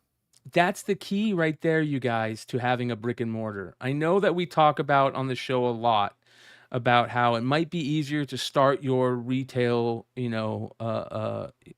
business as not a brick and mortar. And we tell a lot of people, try it out, at first you'll save a lot of money and expenses, but to have a brick and mortar, this is the reason that you have it, is because these 100%. collections walk in. You don't even have to search for them anymore. Right. Well, I think the big benefit is, as buyers, in the old days, you kind of had to know everything that you bought. Yeah. If you buy a collection, you had to know everything. Oh, no, I don't want those VHS tapes. I don't know anything about VHS tapes. Now we buy everything because we can educate ourselves extremely fast when we have time to do it, and that has helped us buy full collection. And if you don't, you're seeding the market to people who don't reinvest in the market. Right. Your typical goes on Facebook and gets the collection before the people can bring it to you, and then they bring it to you anyway, and you've got to pay way more than the collection went for on Facebook. Yeah. Fascinating, man. That is absolutely one of the coolest stories. And we talk about that a lot, that, like you said, Jesse, it's just buy everything, because you will find a collector for that. We love to collect these things. The shirts were a great addition. There's just so many other stuff. Like I said, the shirts were just a phenomenon. Like, I had no idea, and I phoned a friend, and he came over right away and just kind of school me on them, what to look for. He did the test on the shirts, if there's any dry rot. I had no idea, So when you, just in case like you do get stuff and you don't know about it, hey, phone a friend that does know about it. Like, hey, what's the market like? I'm pretty sure y'all contact each other. Like, hey, have you seen this? Like, what is this? I don't know about this. And that's all I did. I contacted my friend. He's like, hey, I'll be right over. Came over, told me about it, and I kind of helped me out a little bit. And because most people, they knew I didn't know about shirts, so they were trying to get me to sell them to them very cheap. Like pennies on the dollar. And he's like, no, you got something good here, price it accordingly, and you shouldn't have a problem. So yeah, there were some guys coming from Houston. They were just dropping money like crazy. I was in shock. Like, these guys walk in, didn't even ask for prices, they just put stacks out. And one guy, he made a huge purchase of about $10,000 worth of shirts. Wow. Yeah, I was shocked. I was like, wow. He's like, I'm keeping half, and I'm going to use the other one as trade bait for other shirts that he wants to look for. So I was like, wow, that was a very good day for us. And like I said, I reinvested into our shop where we're at now. And That's important. It's been a blessing. So I just want to thank like y'all for having me on too. And I listen to y'all all the time. I learned some things that I didn't know about.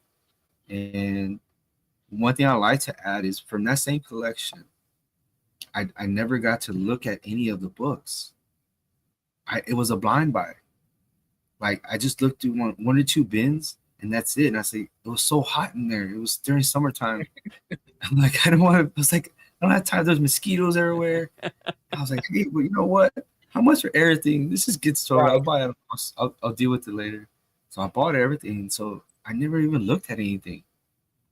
And, Joe can tell you, Gore and a few others on here, I do what is called a bag and board party. Has Joe told you that, Brian? No, I haven't heard of this. Yeah, let's hear about this. Okay, so I need to get this patent because I think it's going to take off. But I don't know who else would do it like that. But so from that same collection, the gentleman that I bought him from, he was blind, almost 100% blind. So hold on. First of all, you said I bought him blind, and then I was like, did I mishear him? Yeah, no, I thought the guy was blind. Yeah. So you bought a blind collection from a blind guy. Yes. Okay, I got it. I just wanted to make sure I was clear. Yeah, Gore was there with me. Yeah, no, he could see very, very little, but he could still get around. A very nice guy, and I never looked at anything. So to this day, I still haven't looked at anything. So bag and board party, I'll go get a couple of those bins, bring them to our shop, provide all the bag and board, and our customers come in, sit down in our little seating area, and they start bagging and boarding, going through it, finding all kinds of great stuff. They see anything they like, bring it up to me on the counter. I give them a great price. That's awesome.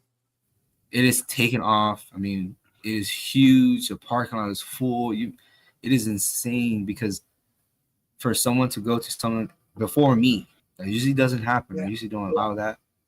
But to allow them to do that, and they find a book that, hey, I've been looking for it, and they buy it right then and there.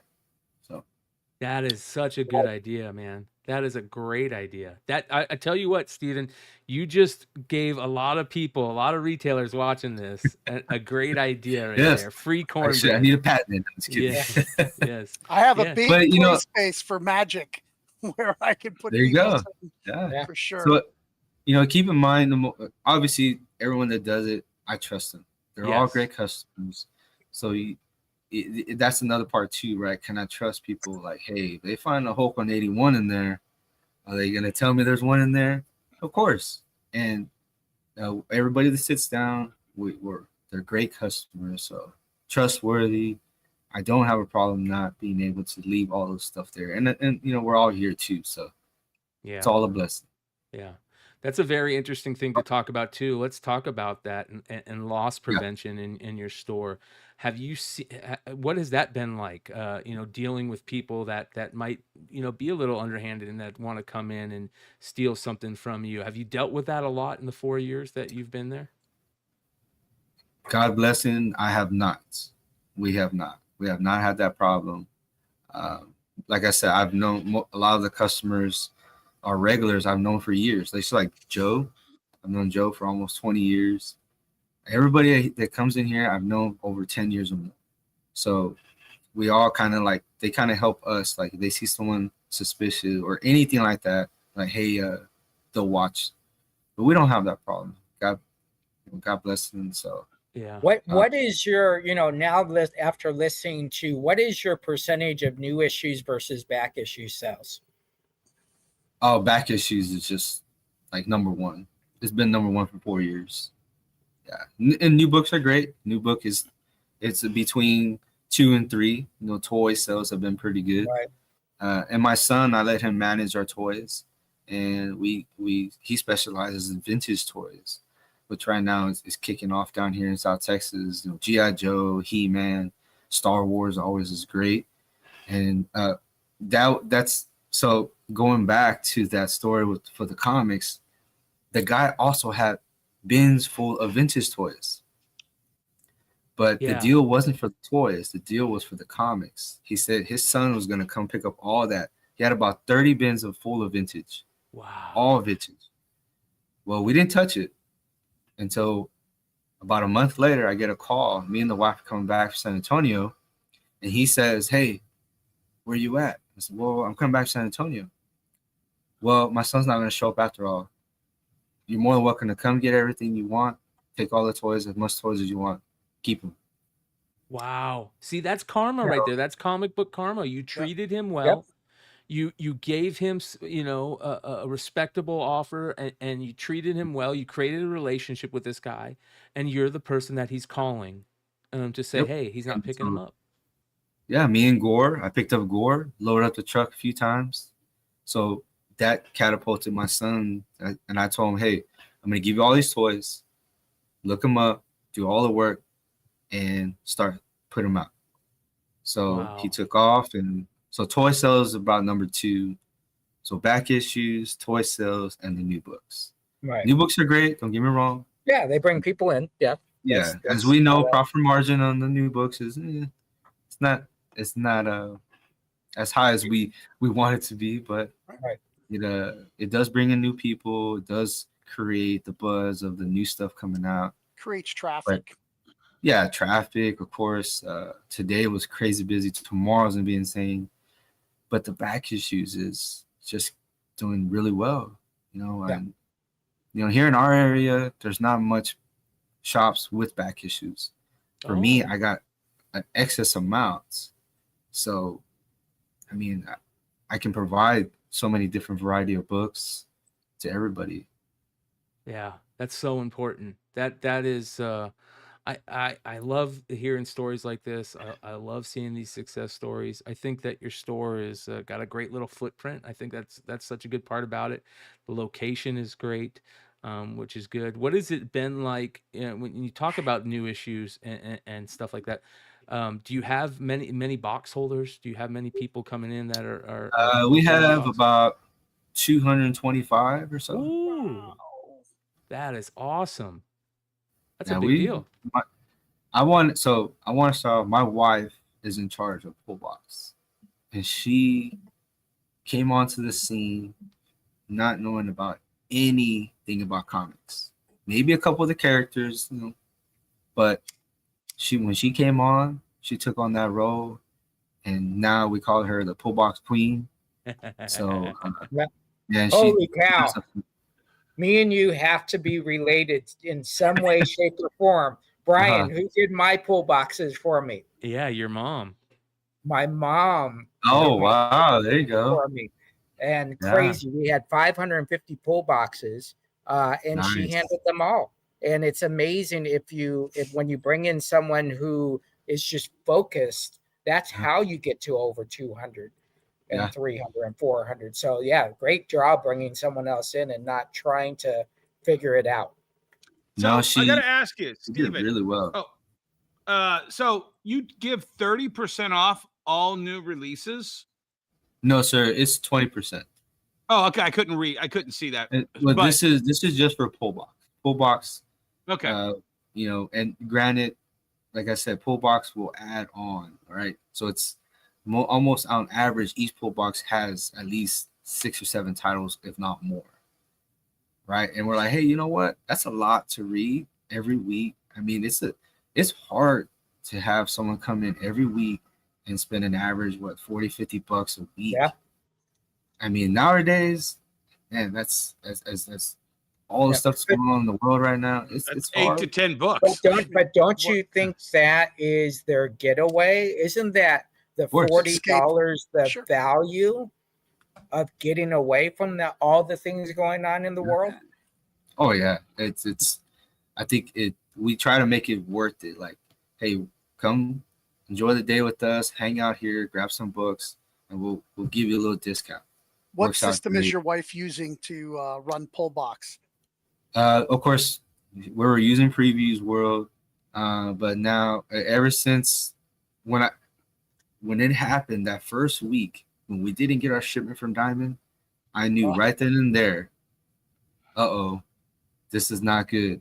You know, even if you're a week behind in the comic book industry, I know like there's no way they're gonna get caught up unless they hire more people or unless they dedicated to work on weekends. They weren't. So we jumped ship and we looked into getting to a comic book app. And we've been working with that and transitioning all our pull box to that. Right now it's just getting started, and so far so good. We're able to populate all orders, and and when they put them all in, we just move them to our distributor, and they all get put in, and then we go and finalize. So it's that's all done through the wire. Somebody's building something out there. Yes, sir. No, it's a comic book. It's called Comic Hub. Comic Hub. Okay. Yeah, Comic Hub. We were introduced to it by another shop in San Antonio when we were at a Comic-Con. Yeah, And good day, Mike. Stu out of Australia. Australia. Yeah. Yeah, Stu. Yep, Stu. Yeah, Stu's really a great guy. He guided of course, my wife was the one in meetings, and she's been narrowing it down, getting used to it. It's a lot to take in, but once it's all said and done, this thing's gonna allow us to just move everything that was from previews and other things all into one. That's very interesting. Do you, Jesse and Dennis, how long has this been around? Has it been around for a while? Do you guys know about this? He probably started in 2015, 2016 is when he did his launch. I think he was coming in just as we all had systems. And so he was about a year to 2 years too early for us to say, oh, instead of using Comic Suite, let me move over to Comic Hub. Yes.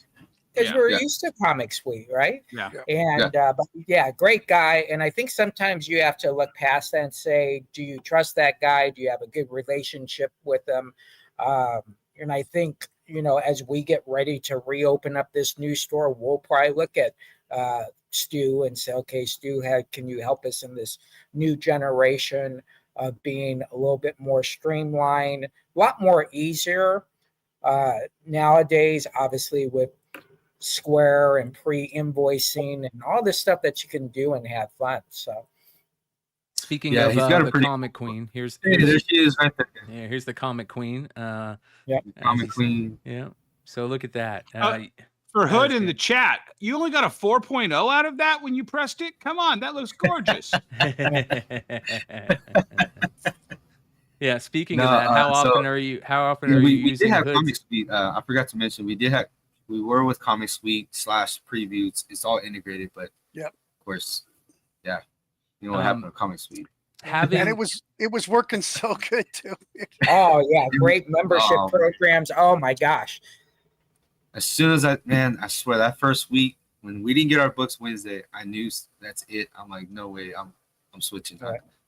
We transitioned at the right time. Do you find that because of your background, you're able to pivot a lot faster than most people in the comic book industry? Yes.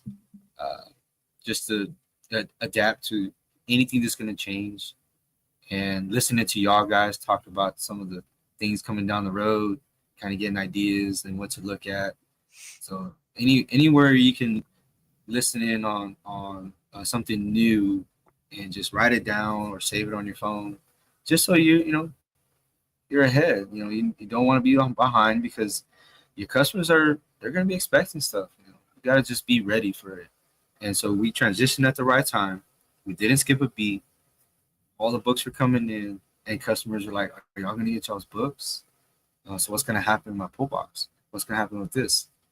Nothing happened. It worked just great, and if anything, we increased even more. So that's great. How important is it as a comic book retailer these days to pay attention to, say, content creators? I mean, it's important to you, but do you think that it's necessary as a retailer to kind of not only pay attention to kind of, the social media and the content creation, but also to be a part of social media and content creation? Do you think that's important? Yeah, it's very important, because that's where it's all at. Look at what we're on right now, YouTube. And it's very important because our customers are doing it as well. Yes. So you want to be on the same page, right? And actually, I told a few customers about today I'm going to be on. So they're already on YouTube, and they're on TikTok and Instagram, and got to be on all platforms, and that's where it's going to. And it's the way I see it is, if you're into it too, but what's even better is that if you know before your customer and you tell them something new, I mean, it makes it seem like you're just that step ahead. Yep. And it makes you look better as an owner. It makes you look better, like, hey, he's paying attention to what's going on around, So that was huge. I'm so happy that I made that decision to say, you know what, I think Diamond is going to be done. And it was only a weekend. I'm like, I think they're done. I'm not waiting. So we just, I stopped it all. Yeah, that's a perfect example of what we talk about a lot on the show, where some of these guys who have been doing this a long time, they don't want change. And, some of the guys who have been doing it a long time are able to recognize it and say, no, this is the end right here. We need to make a jump. And it's nice to see you made that decision, and it worked very well for you. That's for sure. And knowing Joe as well, Joe's, he's the one that brought me into y'all's Beyond Wednesdays and watching y'all. Joe kind of got me, hey, you need to jump on, you need to do this. And so he also helped me as well. Like, start looking at this, start listening to these guys who have been around for a while and learning stuff. So I learned from you, Jesse and Dennis and Haven for Heroes, Emmett down there. It's good because everybody's ideas, and you just pick at everybody and just put it in one. So that's all. That's what we do here. Is I listen to everybody, and if I hear a good idea, hey, I'm gonna write that down, and I just put it in one. Yep. Right. Yep. That's huge. Try it out. That's important. It's very important. What are you San Diego bound this year? No, I wish, but I think my son's got baseball coming up, so this is his final year. He's gonna be in varsity, senior in high school. So wow, okay, that's important. They take baseball seriously down there in Texas. Oh yeah, it's some of the best baseball. Yes, it's very, very competitive. Yeah, just a bit, just a bit. But just a bit. Yeah, you do shows, conventions. Tell us what it's like doing conventions and how important that is to your brand and to your business. Well, that's how I started. That's how I got in. I got to know a lot of the comic book dealers and owners of other shops in other cities. I first started at cons, and then this was really a side thing I would do. My main job was in the tire industry, but this is my side thing. And my wife would travel, or my son, and then it just kept growing and growing until one day I said, you know what, I got to open my own shop. I got too much stuff. And here in our town, it's small. We all know each other as comic book collectors and toy collectors. So the shops that we had, for me, I wanted more. Like I was always purchasing the big books. I wanted more, and it just wasn't around. And so one day I said, you know what, I'm gonna open, and I needed more and more people wanted me to open. So I took the leap forward and said, hey, what the hell? Yeah. Just do it. Great decision, man. It's working out great. Yeah. You just recently had your 4-year anniversary. Talk about that. How did that go? That was pretty cool watching all that happen. It was a big event. It was insane from opening. We already had people lined up outside, but it was insane from opening to end. And Red Hood was here, and it was just awesome, man. Didn't Yee go down for it too? Yeah, Yee was there. Yeah. Solo Wookie. Solo Wookie was there. Yeah. Parking lot was full there's my son. Parking lot was full all the way from opening to close. And it's just, this is the way, what you see here, this is the way it was all day. So I just want to give everybody another thank you for who was here that day. If you're on, this is always a blessing to see when you get everybody all in one spot. You're able to give updates on things that are to come. You're able to do good giveaways, and it allows new people to our shop. So that was great, man. So many new people came that day. And my big giveaway, I gave away a Fantastic Four number 49, CGC graded 5.0, and the customer who won, he had been coming to our big events. He was always the first person in line. He hadn't won nothing. He finally won. He's a pull box customer. There he is right there. He finally won. He was so excited. He still shows up at the shop and he's still in shock. He still doesn't realize that he actually won the book. And I've given away Amazing Spider-Man 129, Spider-Man 300, what else? World by Night. I mean, I've given away a lot, but it draws, and I always tell people when they show up, it's not that I love giving these giveaways and seeing people who can't afford it. Because not everybody can dish out that money. I get it. Yeah. And I give away it. And the people who win, it's not because, like I said, it's just so that they can have something in their collection that says, I got this now. Yeah. And it just opens the door. And last year, I gave away the Crow number 1 through 4. Wow. First print, the whole set, right? And our good friend of our shop, she won it. She started screaming her lungs out. But I always think it's karma, like you said, for me, when I bought that collection. But for her, a week prior, her friend was diagnosed with cancer. All her friends got together, and in solidarity, they, since she lost her hair, they all shaved their head. Right. In solidarity, right? It was so sad because they didn't know having cancer is very, very tough. So the following week, she's here and she wins the big giveaway. Karma. So, and I told everyone she won because of that. I may be wrong, but I think that's how she won. So Yes, sir. she still talks about it to this day when she shows up. And who knows what I give away in our 5-year. Yeah. So I'm known for that now. So now people line up, parking lot's full, and right next to the school, public parking is full over there. The whole neighborhood is packed because I give away this stuff, and it's just nobody does it around here. And that's all it is, to get everybody in one spot, enjoy comics, enjoy toys, just enjoy everybody's Enjoy get the hobby. together. Yeah. The community. Yeah. I think that's a Gotta big make deal. fun. Gotta bring that fun into the comics. Talk about this. This was something that was very interesting right here. Tell the people about this. Yeah, that's the TMNT number 1 first print. I just got that a few weeks ago, and it's been authenticated that Kevin Eastman gave that to his brother.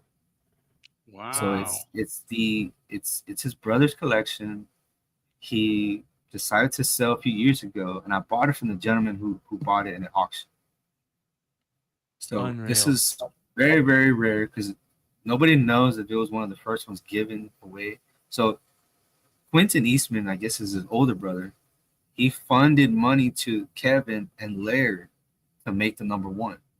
Yep. Which I had no idea. So the guy's like, I have the certificate that's been authenticated. It's in the system. But we just don't know if that's the first issue or not. But it's one of the early ones given to his brother. That's cool. Yeah. Such a great story. I've always wanted that book, and I pulled the trigger on it. I have to get it. And Turtles growing up for me was prime Turtle time, 88. Okay, so, but is that in the store or is that in your PC? PC for right now. Yeah, exactly. Oh yeah. Yeah, you got to. You're never going to see that one again. You got to just pop that in. It's I never realized how rare that book is. I think what was only 3,200 made, I guess, give or take, and who knows what's left. We all know just whatever's in CGC Senses or CBCS. Yep. But other than that, where's the rest of them? Right? We don't know. Yeah, it's I want to backtrack on something that you had said. Yeah. When you talked about people that can't afford an expensive book, what we've learned over history of selling comic books, that the guy that's buying out your 50-cent bin, the dollar bin, is actually at the end of the year spending more than the person that is actually buying big books. The also thing that happens is he's in your store more. He's your biggest promoter of your store, right? Because you're then tell people, oh my gosh, he's got a great 50-cent dollar bin, before you say, oh my gosh, go to that store, he's got all the keys. Because you don't want to tell everybody where the keys are, right? You want them for yourself. So yeah, it's something that I've learned in business, that we should never put customers in tears and all that. But I've always realized that guys in every Thursday, Sunday, Monday buying $20.50 books. You know, you're right. I never thought of that. Yeah. We do have a few of those. I never realized that. Yeah. Those guys usually buy shopping bags full. Yeah. No, you're right. I didn't even think of it. They still got their little checklist on a piece of paper and all this. And I'm like, you can use your phone. Just, no. Oh, yeah. The best system. Yeah, but here's the thing, man. You got to have that pencil mark, man. Yeah, it feels so good to scratch it off.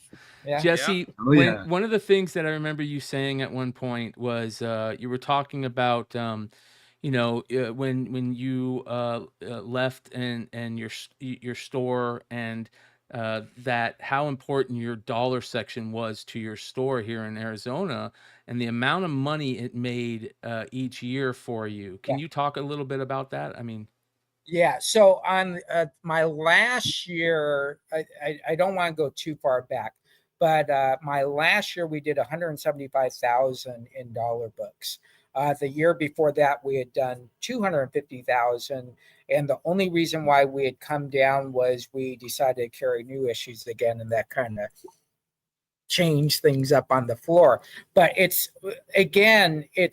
people filling their collections.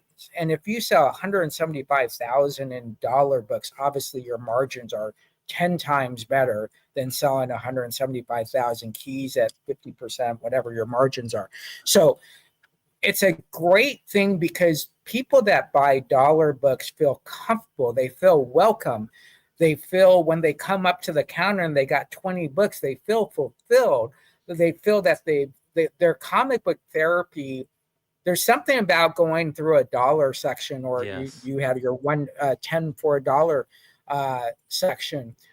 There's something about finding that cool book. Maybe sometimes people have come up with keys. I don't care if they made it in there. I don't care, right? Our job is to move books. But to think that it produces that much money, if you just make it available to people. I have gone into dollar stores over the years that people had dollar sections, and I'll walk in, they'll go, by the way, there's nothing good in that dollar section.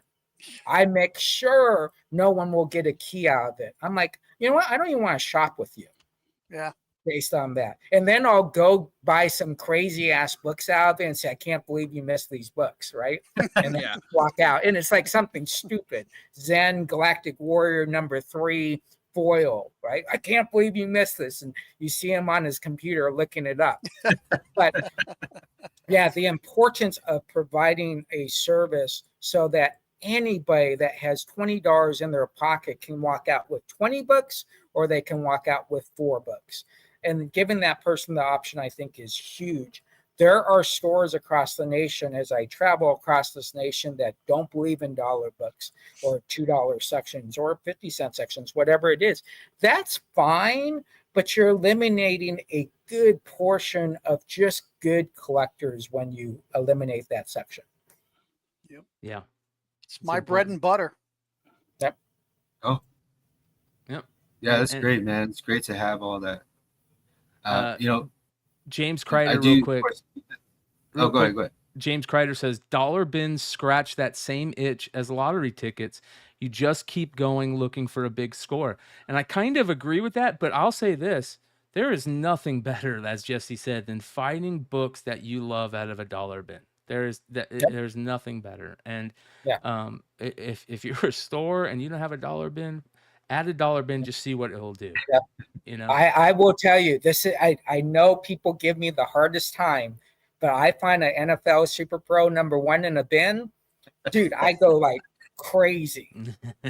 I just go crazy because it's like, that's my book. I got over 1,200 copies of it. How do I get to 1201? I'm then find it in a dollar bin, and then I post it all around. And then I see everybody else send me pictures. Oh, I found an NFL Super Pro #1 as well.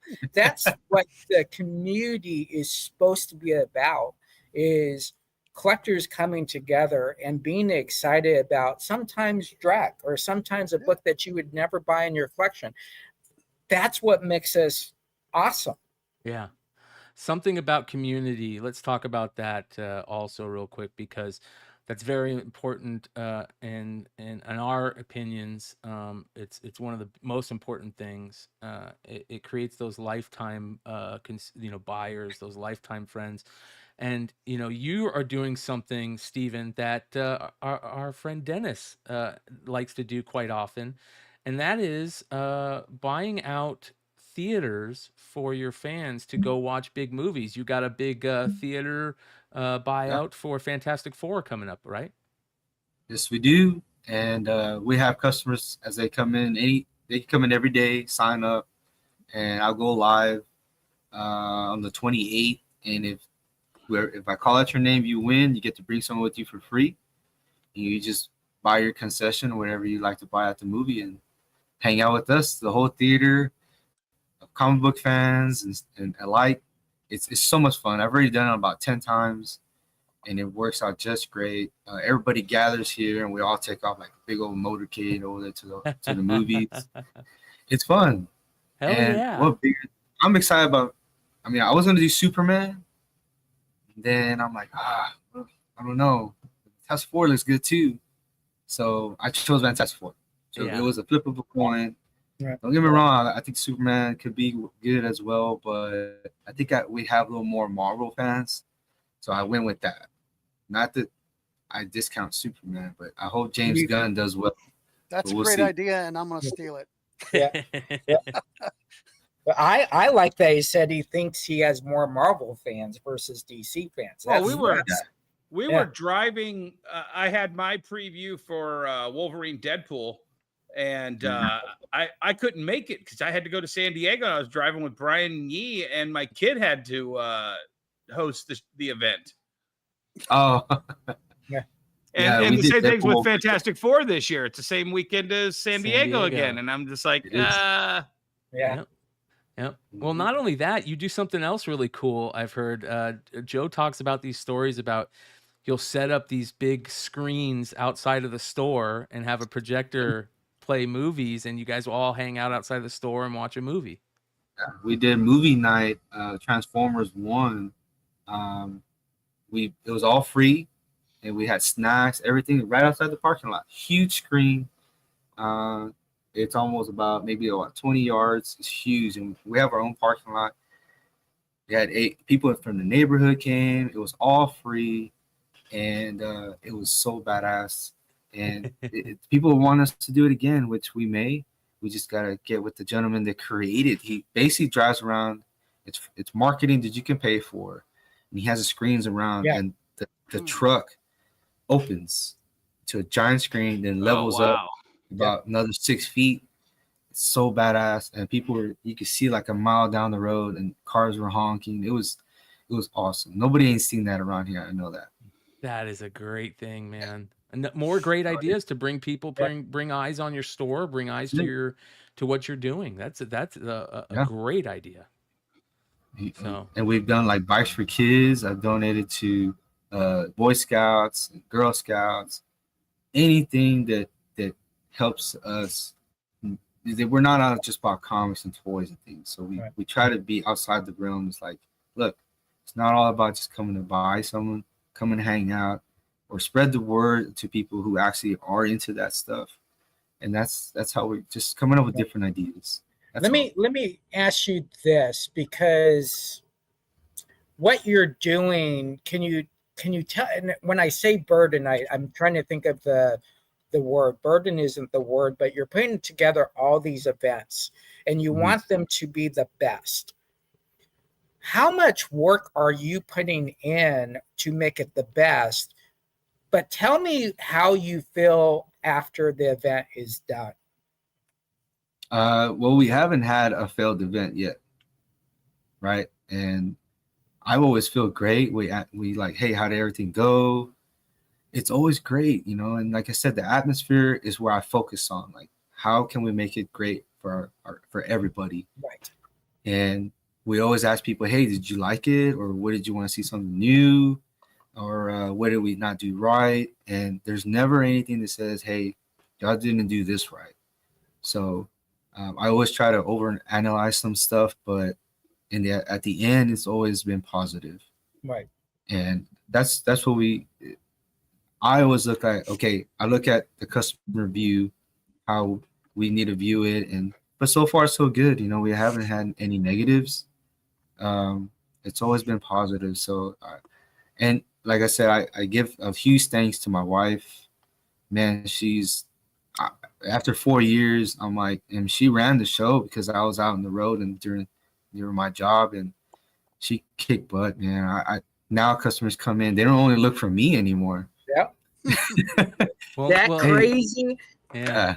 Yeah, I was the same way. I tell this story. I used to go into Jesse's shop, Yeah. and I wouldn't go talk to Jesse first. I go talk to his mom first, and shoot the shit with her. And she always knew who I was. As soon as she saw me, she would go get my pull box, and hey Brian, how's it doing? How's everything going? So it's just there's something important about that. I think that having family be part of your business is something that a lot of us wish we could do, and that that's something that's we all can't do, and that's awesome that a lot of you guys get to do that. Dennis, Jesse, Steven, I don't know, Emmett, if you have family that works for you or that's part of your business. My son just came back. He went off and was a tattoo artist for a while. Well, and now he's back, and he's still tattooing, but he's back in the shop too. So speaking of tattooing, double duty. Oh, yes. Holy cow. One of our great customers, Justin, just got this last week. He surprised me and shocked me. I hear the ankle is the hardest. Oh, he said that was his top 3. And granted, he's covered from neck to toe. And he said that was his top 3 that hurt him the most. Yeah. Look at that. Awesome. That's right. That is cool. That is super cool. When he sent that, I was like, no way. He's like, dude, I just got done. I was like, oh my God. So I'm gonna hook him up with some really good books and discounts. And this was great. This one wasn't on me. I didn't tell him to do it. He totally did it on his own. But he's such a great person. He's always supporting us. And I do some sponsoring for his arena. He does taekwondo and jiu-jitsu and stuff like that. So he has his own little business as well. That's great, man.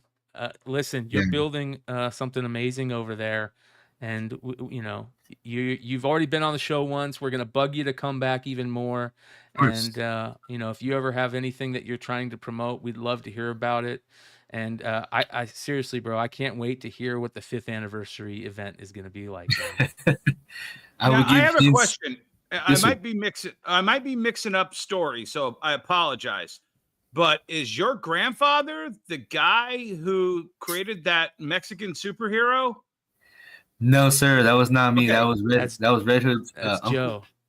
Yeah. Oh, okay. So I was like, I thought maybe it was because I know he was talking about a comic shop, and I just wanted to make sure we weren't getting that scoop. Yeah, so glad you brought him up. So Red Hood's uncle, he was a judge, a retired judge who opened the first comic book shop here. Okay. And so everybody knows that shop, right? So when I create mine, they're like, dude, this is almost like the judge. And it just, and like I said, I'm never gonna be like that. I think he was a pioneer in our South Texas area. But to get a compliment like that, because he was a huge figure. I mean, he dominated the comic books around here for 20 plus years. To get that compliment, it means a lot, because I would go there, but I was a young kid, and of course I didn't have the money to buy the big stuff or anything like that. But it's good, even when Joe comes in, Joe's like, dude, this and that. They're always inspiration for me, and motivated me to do more. So like, you know, Brian getting me on, and I'm finally on. And whenever y'all need me to jump on, or y'all need to know what's going on down here in Texas I'm area. just warning you, because Hood has already told me that when I come down there, he's taking me around to see all of the filming locations for The Legend of Billie Jean. Oh, there you go. Yeah. Yeah. Because that's one of my favorite movies. And the second Hood said, I'm in Corpus Christi, I was like, Legend of Billie Jean, Corpus Christi? Oh, yeah. Really? Yes, sir. Yeah. But you know, it's always been a blessing to even have the opportunity to do all this, right? Like us, and y'all been doing it for years. Y'all seen way more than me, and now I'm following in y'all's footsteps. Yeah. So you know, listening to y'all talk about the industry and what's going on and things like that. So there's always gonna be changes, but it's how we gather as a group and understand, like, give ideas. So if I gave an idea to somebody on here that has a shop, you know, I hope it works for y'all. Well, I want to suggest anybody out in South Texas, Corpus Christi area, make sure you guys go check out Most Wanted Comics out on 4501 South Alameda in Texas.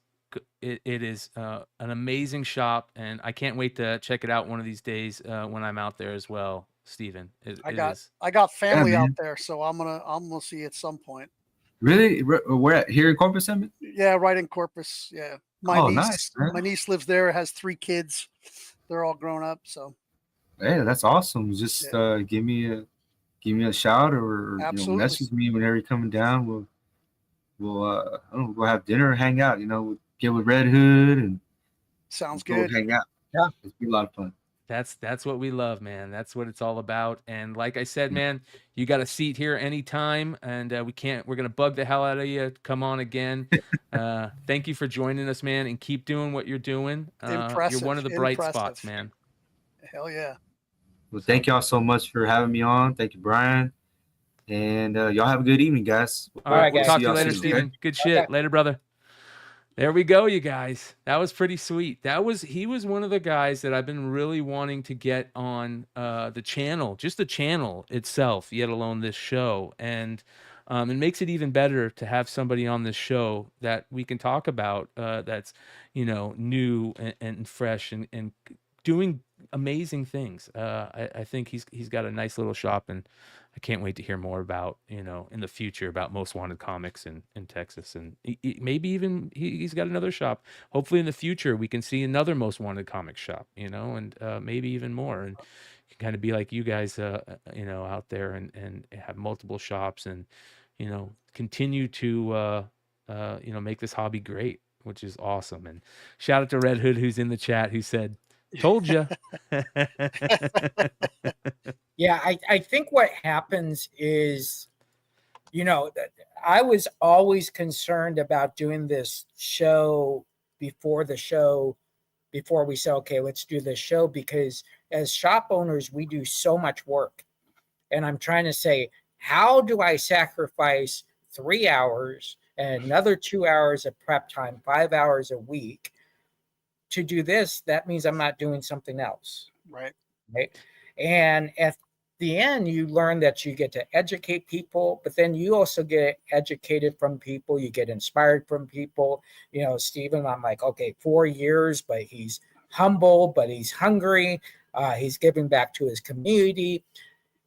And that's what we want to constantly see. And that's what will make this comic book industry for the LCS continue to grow.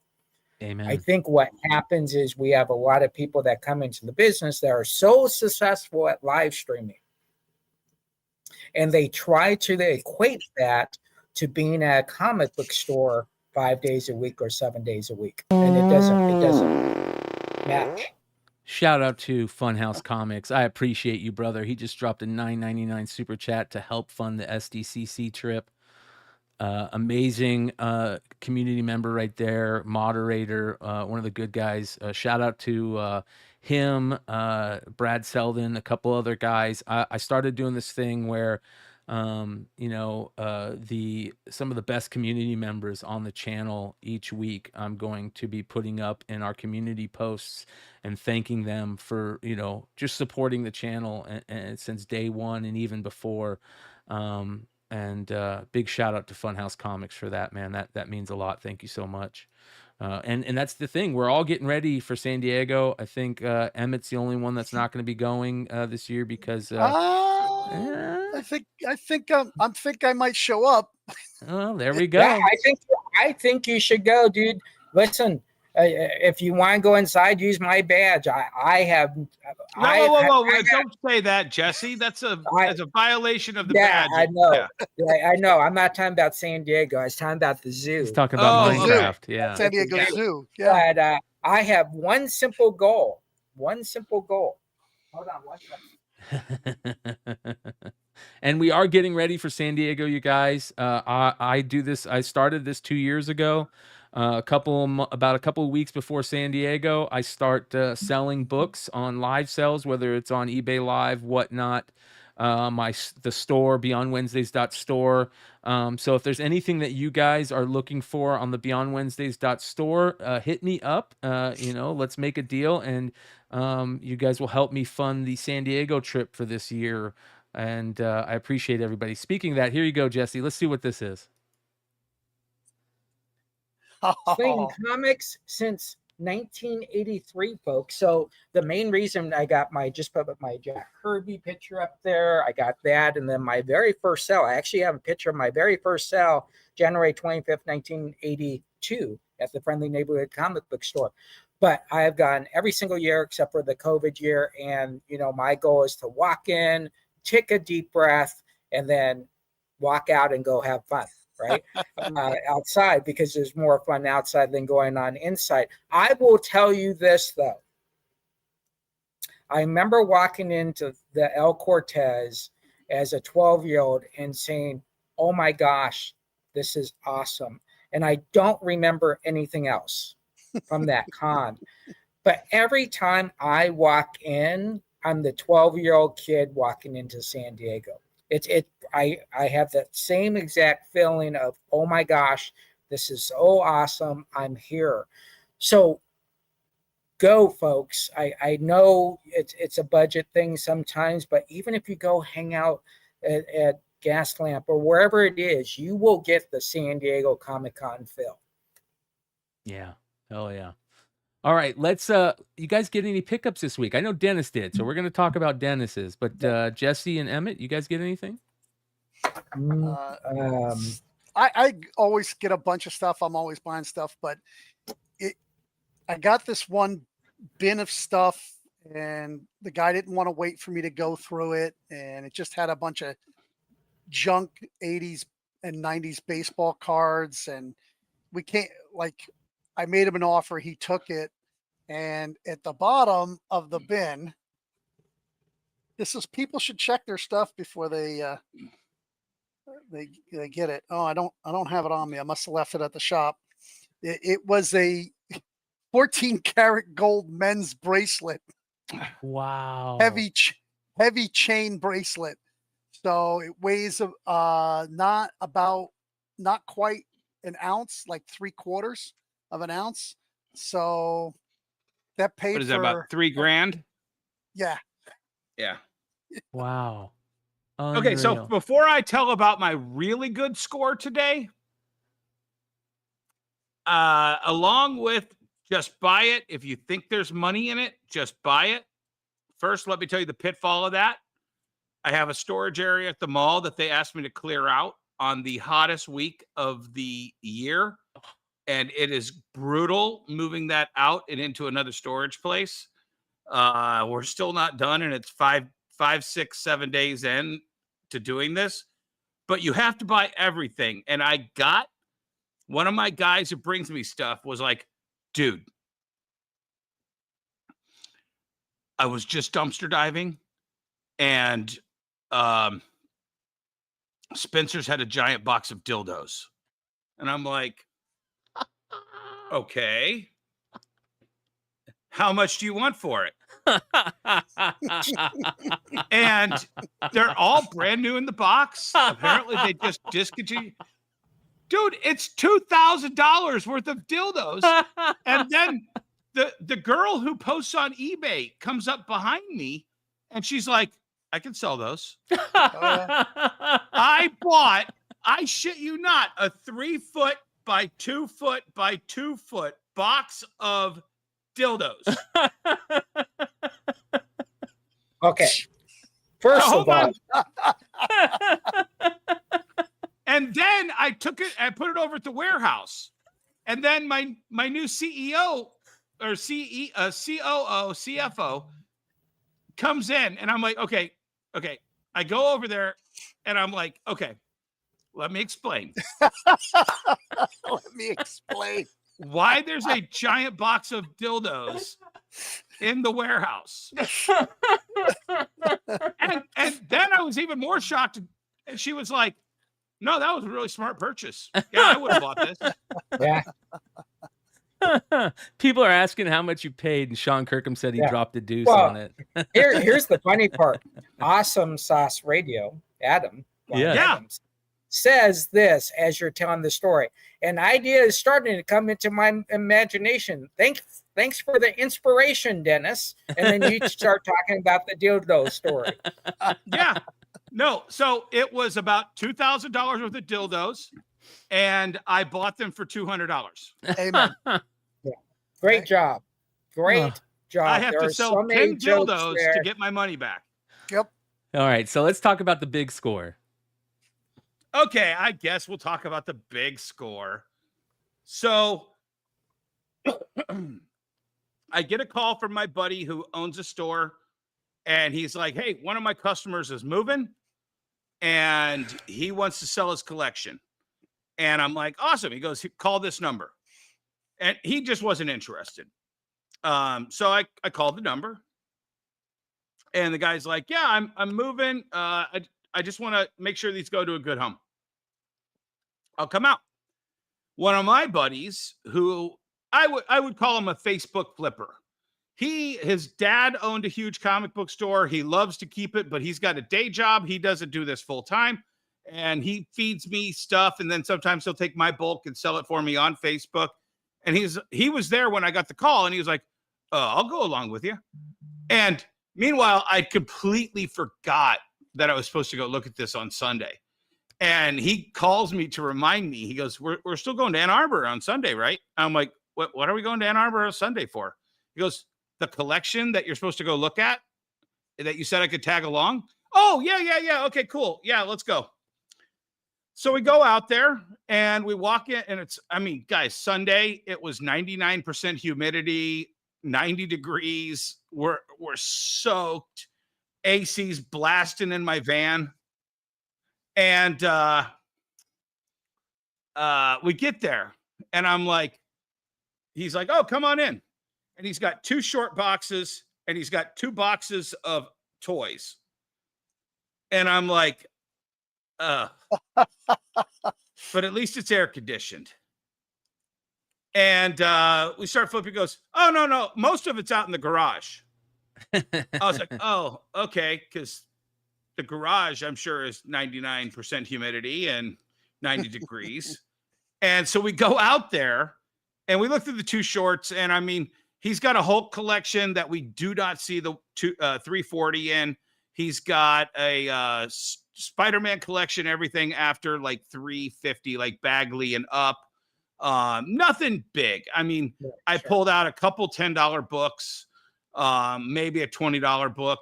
And the toys were dusty, dirty DC Direct from 1989 to 91. Nothing super exciting in there. Couple Spawn figures, and he had a Army of Darkness McFarlane Movie Maniacs.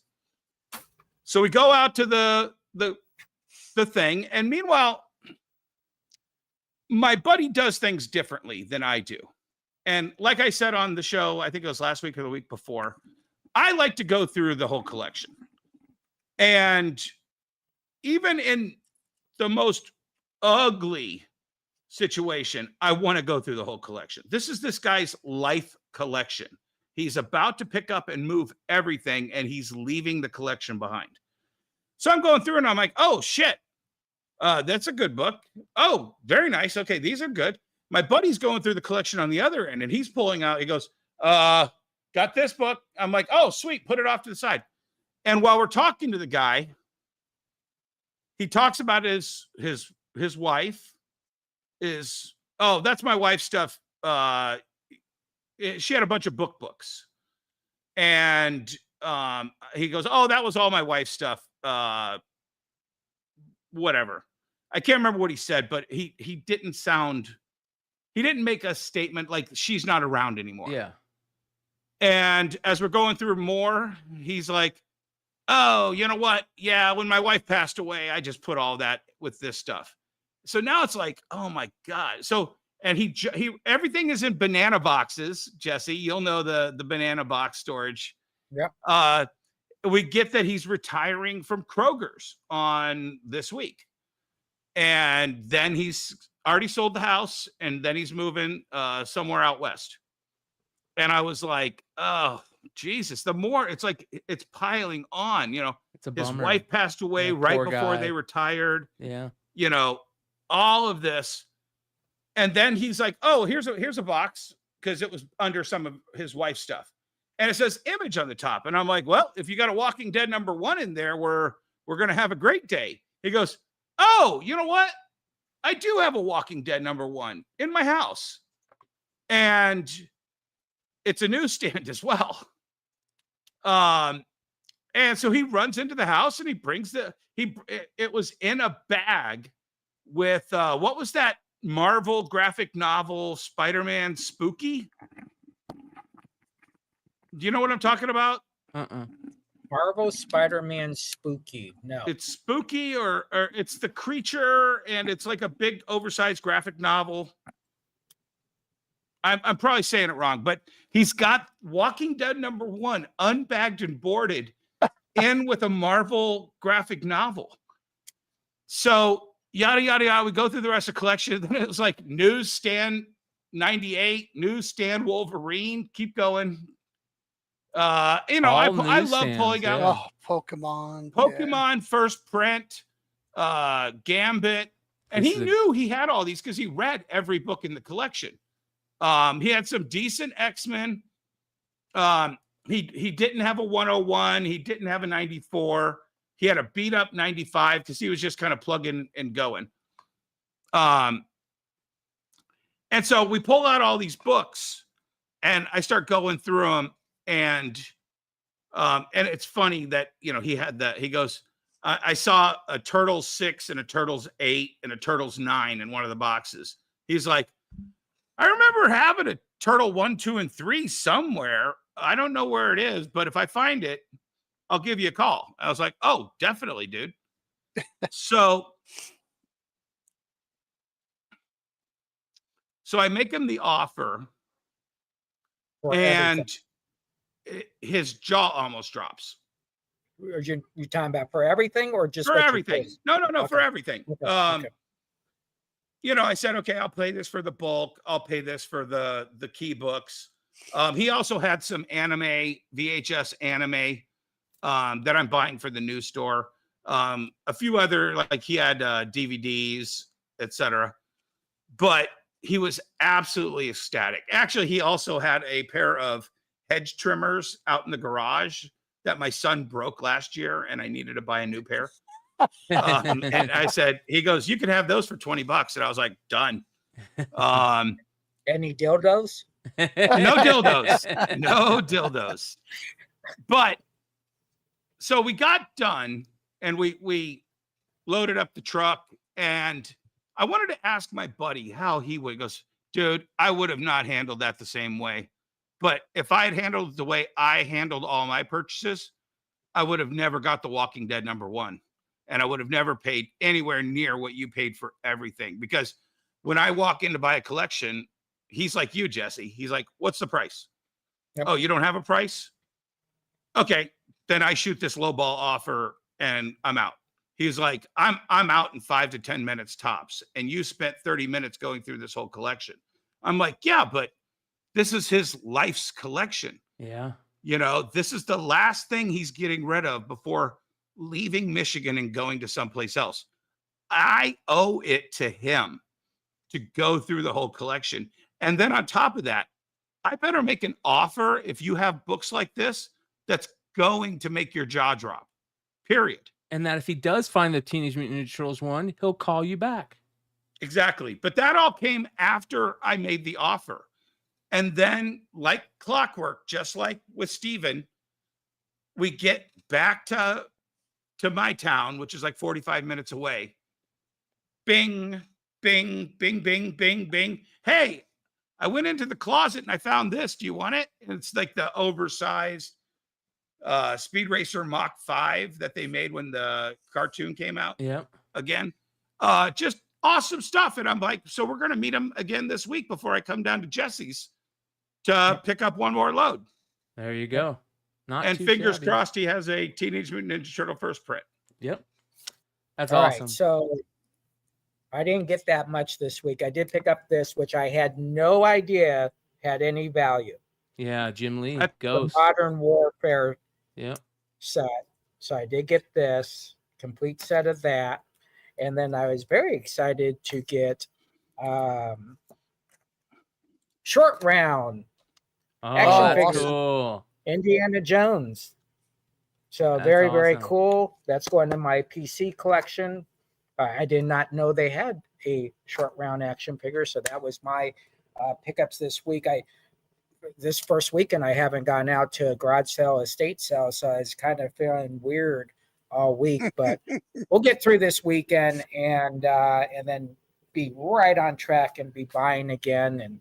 And so fun stuff. Well, speaking about that, you have a big event coming up, right, Jesse? Yes. So we have Mr. Mark Spears at the store. He's going to be here Friday, 11 to 2 o'clock, hanging out, signing some stuff. He does have a 10 comic limit, no duplication, but you can get back into line. And so we are then be doing the number system. We're going to be hanging out numbers 1 through 200, whatever it is. We call your number, you come up because we want you roaming the store to be shopping and not staying in line the whole time. And then he also has this amazing exclusive he's bringing. There's only 90 copies of. That's, of course, one of the greatest characters of all time. The but Twitch, Mark Spears, Monsters. This is called the Twitch Witch variant. So, Yep.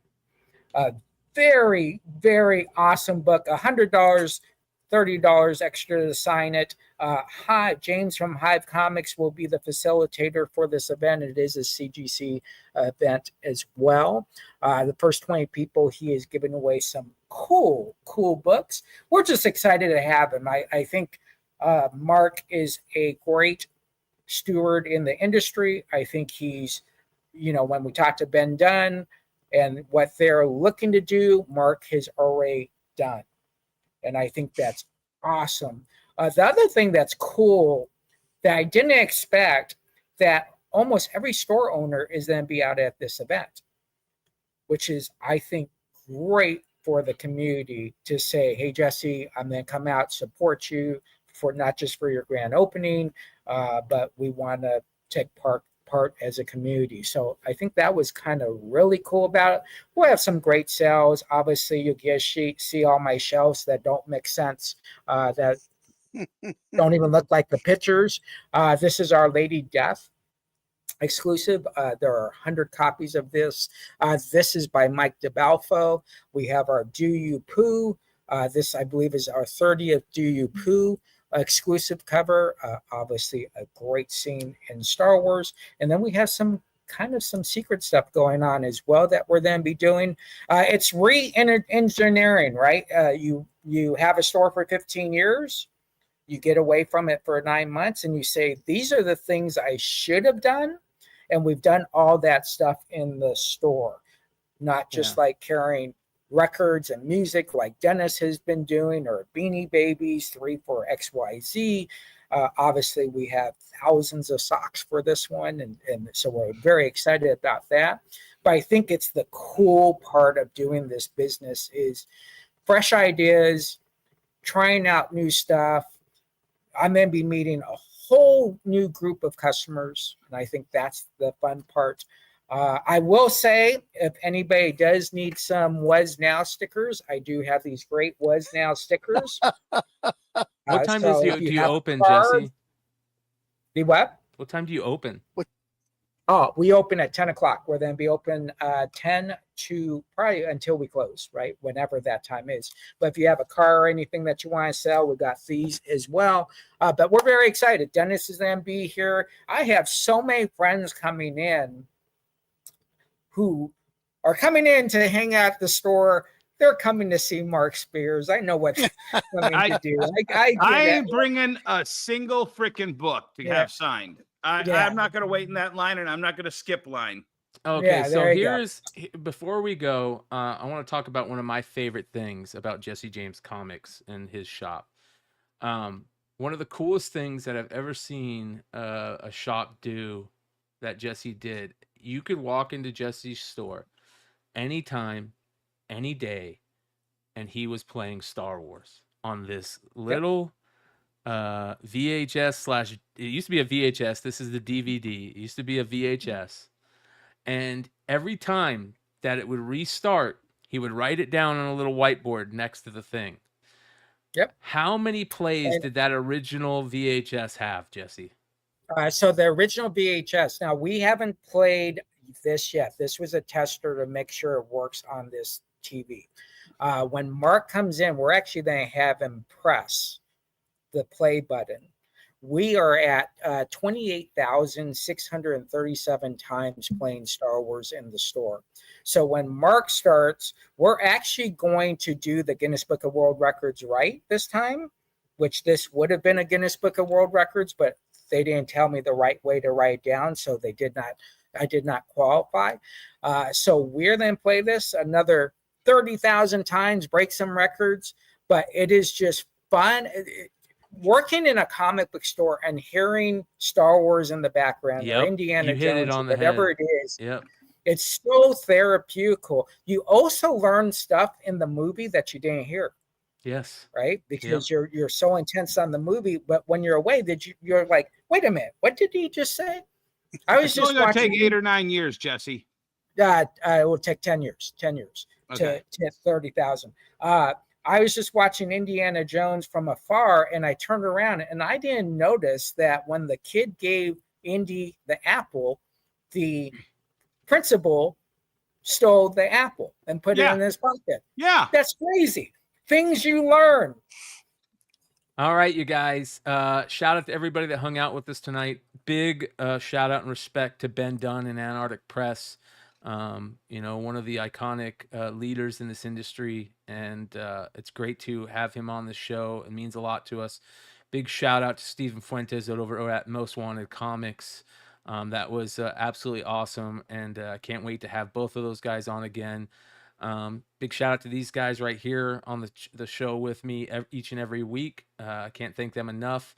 And big shout out to all of you guys that have been supporting this channel and supporting me and Beyond Wednesdays over the last 3 years. Thank you so much. I'll be back on Thursday night for another eBay Live. I have an entire collection of Walking Dead that I am selling, including variants. And I also found this just the other night while going through some stuff. The previews where Walking Dead was first solicited will be available this Thursday night, along with a ton of other Walking Deads and key comic books on eBay Live. We'll see you guys there. Come help support our trip to San Diego. I know you're trying to close, but does Previews Digital just started? Yep. Does that matter? No. Does that change, or is it just another different platform for Previews to be on? I don't think it digital matters because they're not in the gonna- wood and nobody is solicited in it. Does it matter? Yeah. They've always had the digital since Pullbox, so it's always been there. It's just they still made the book. Now they're just not making the book. Okay. So, all right, you guys. All right. Much love. We'll see you next time. Adios.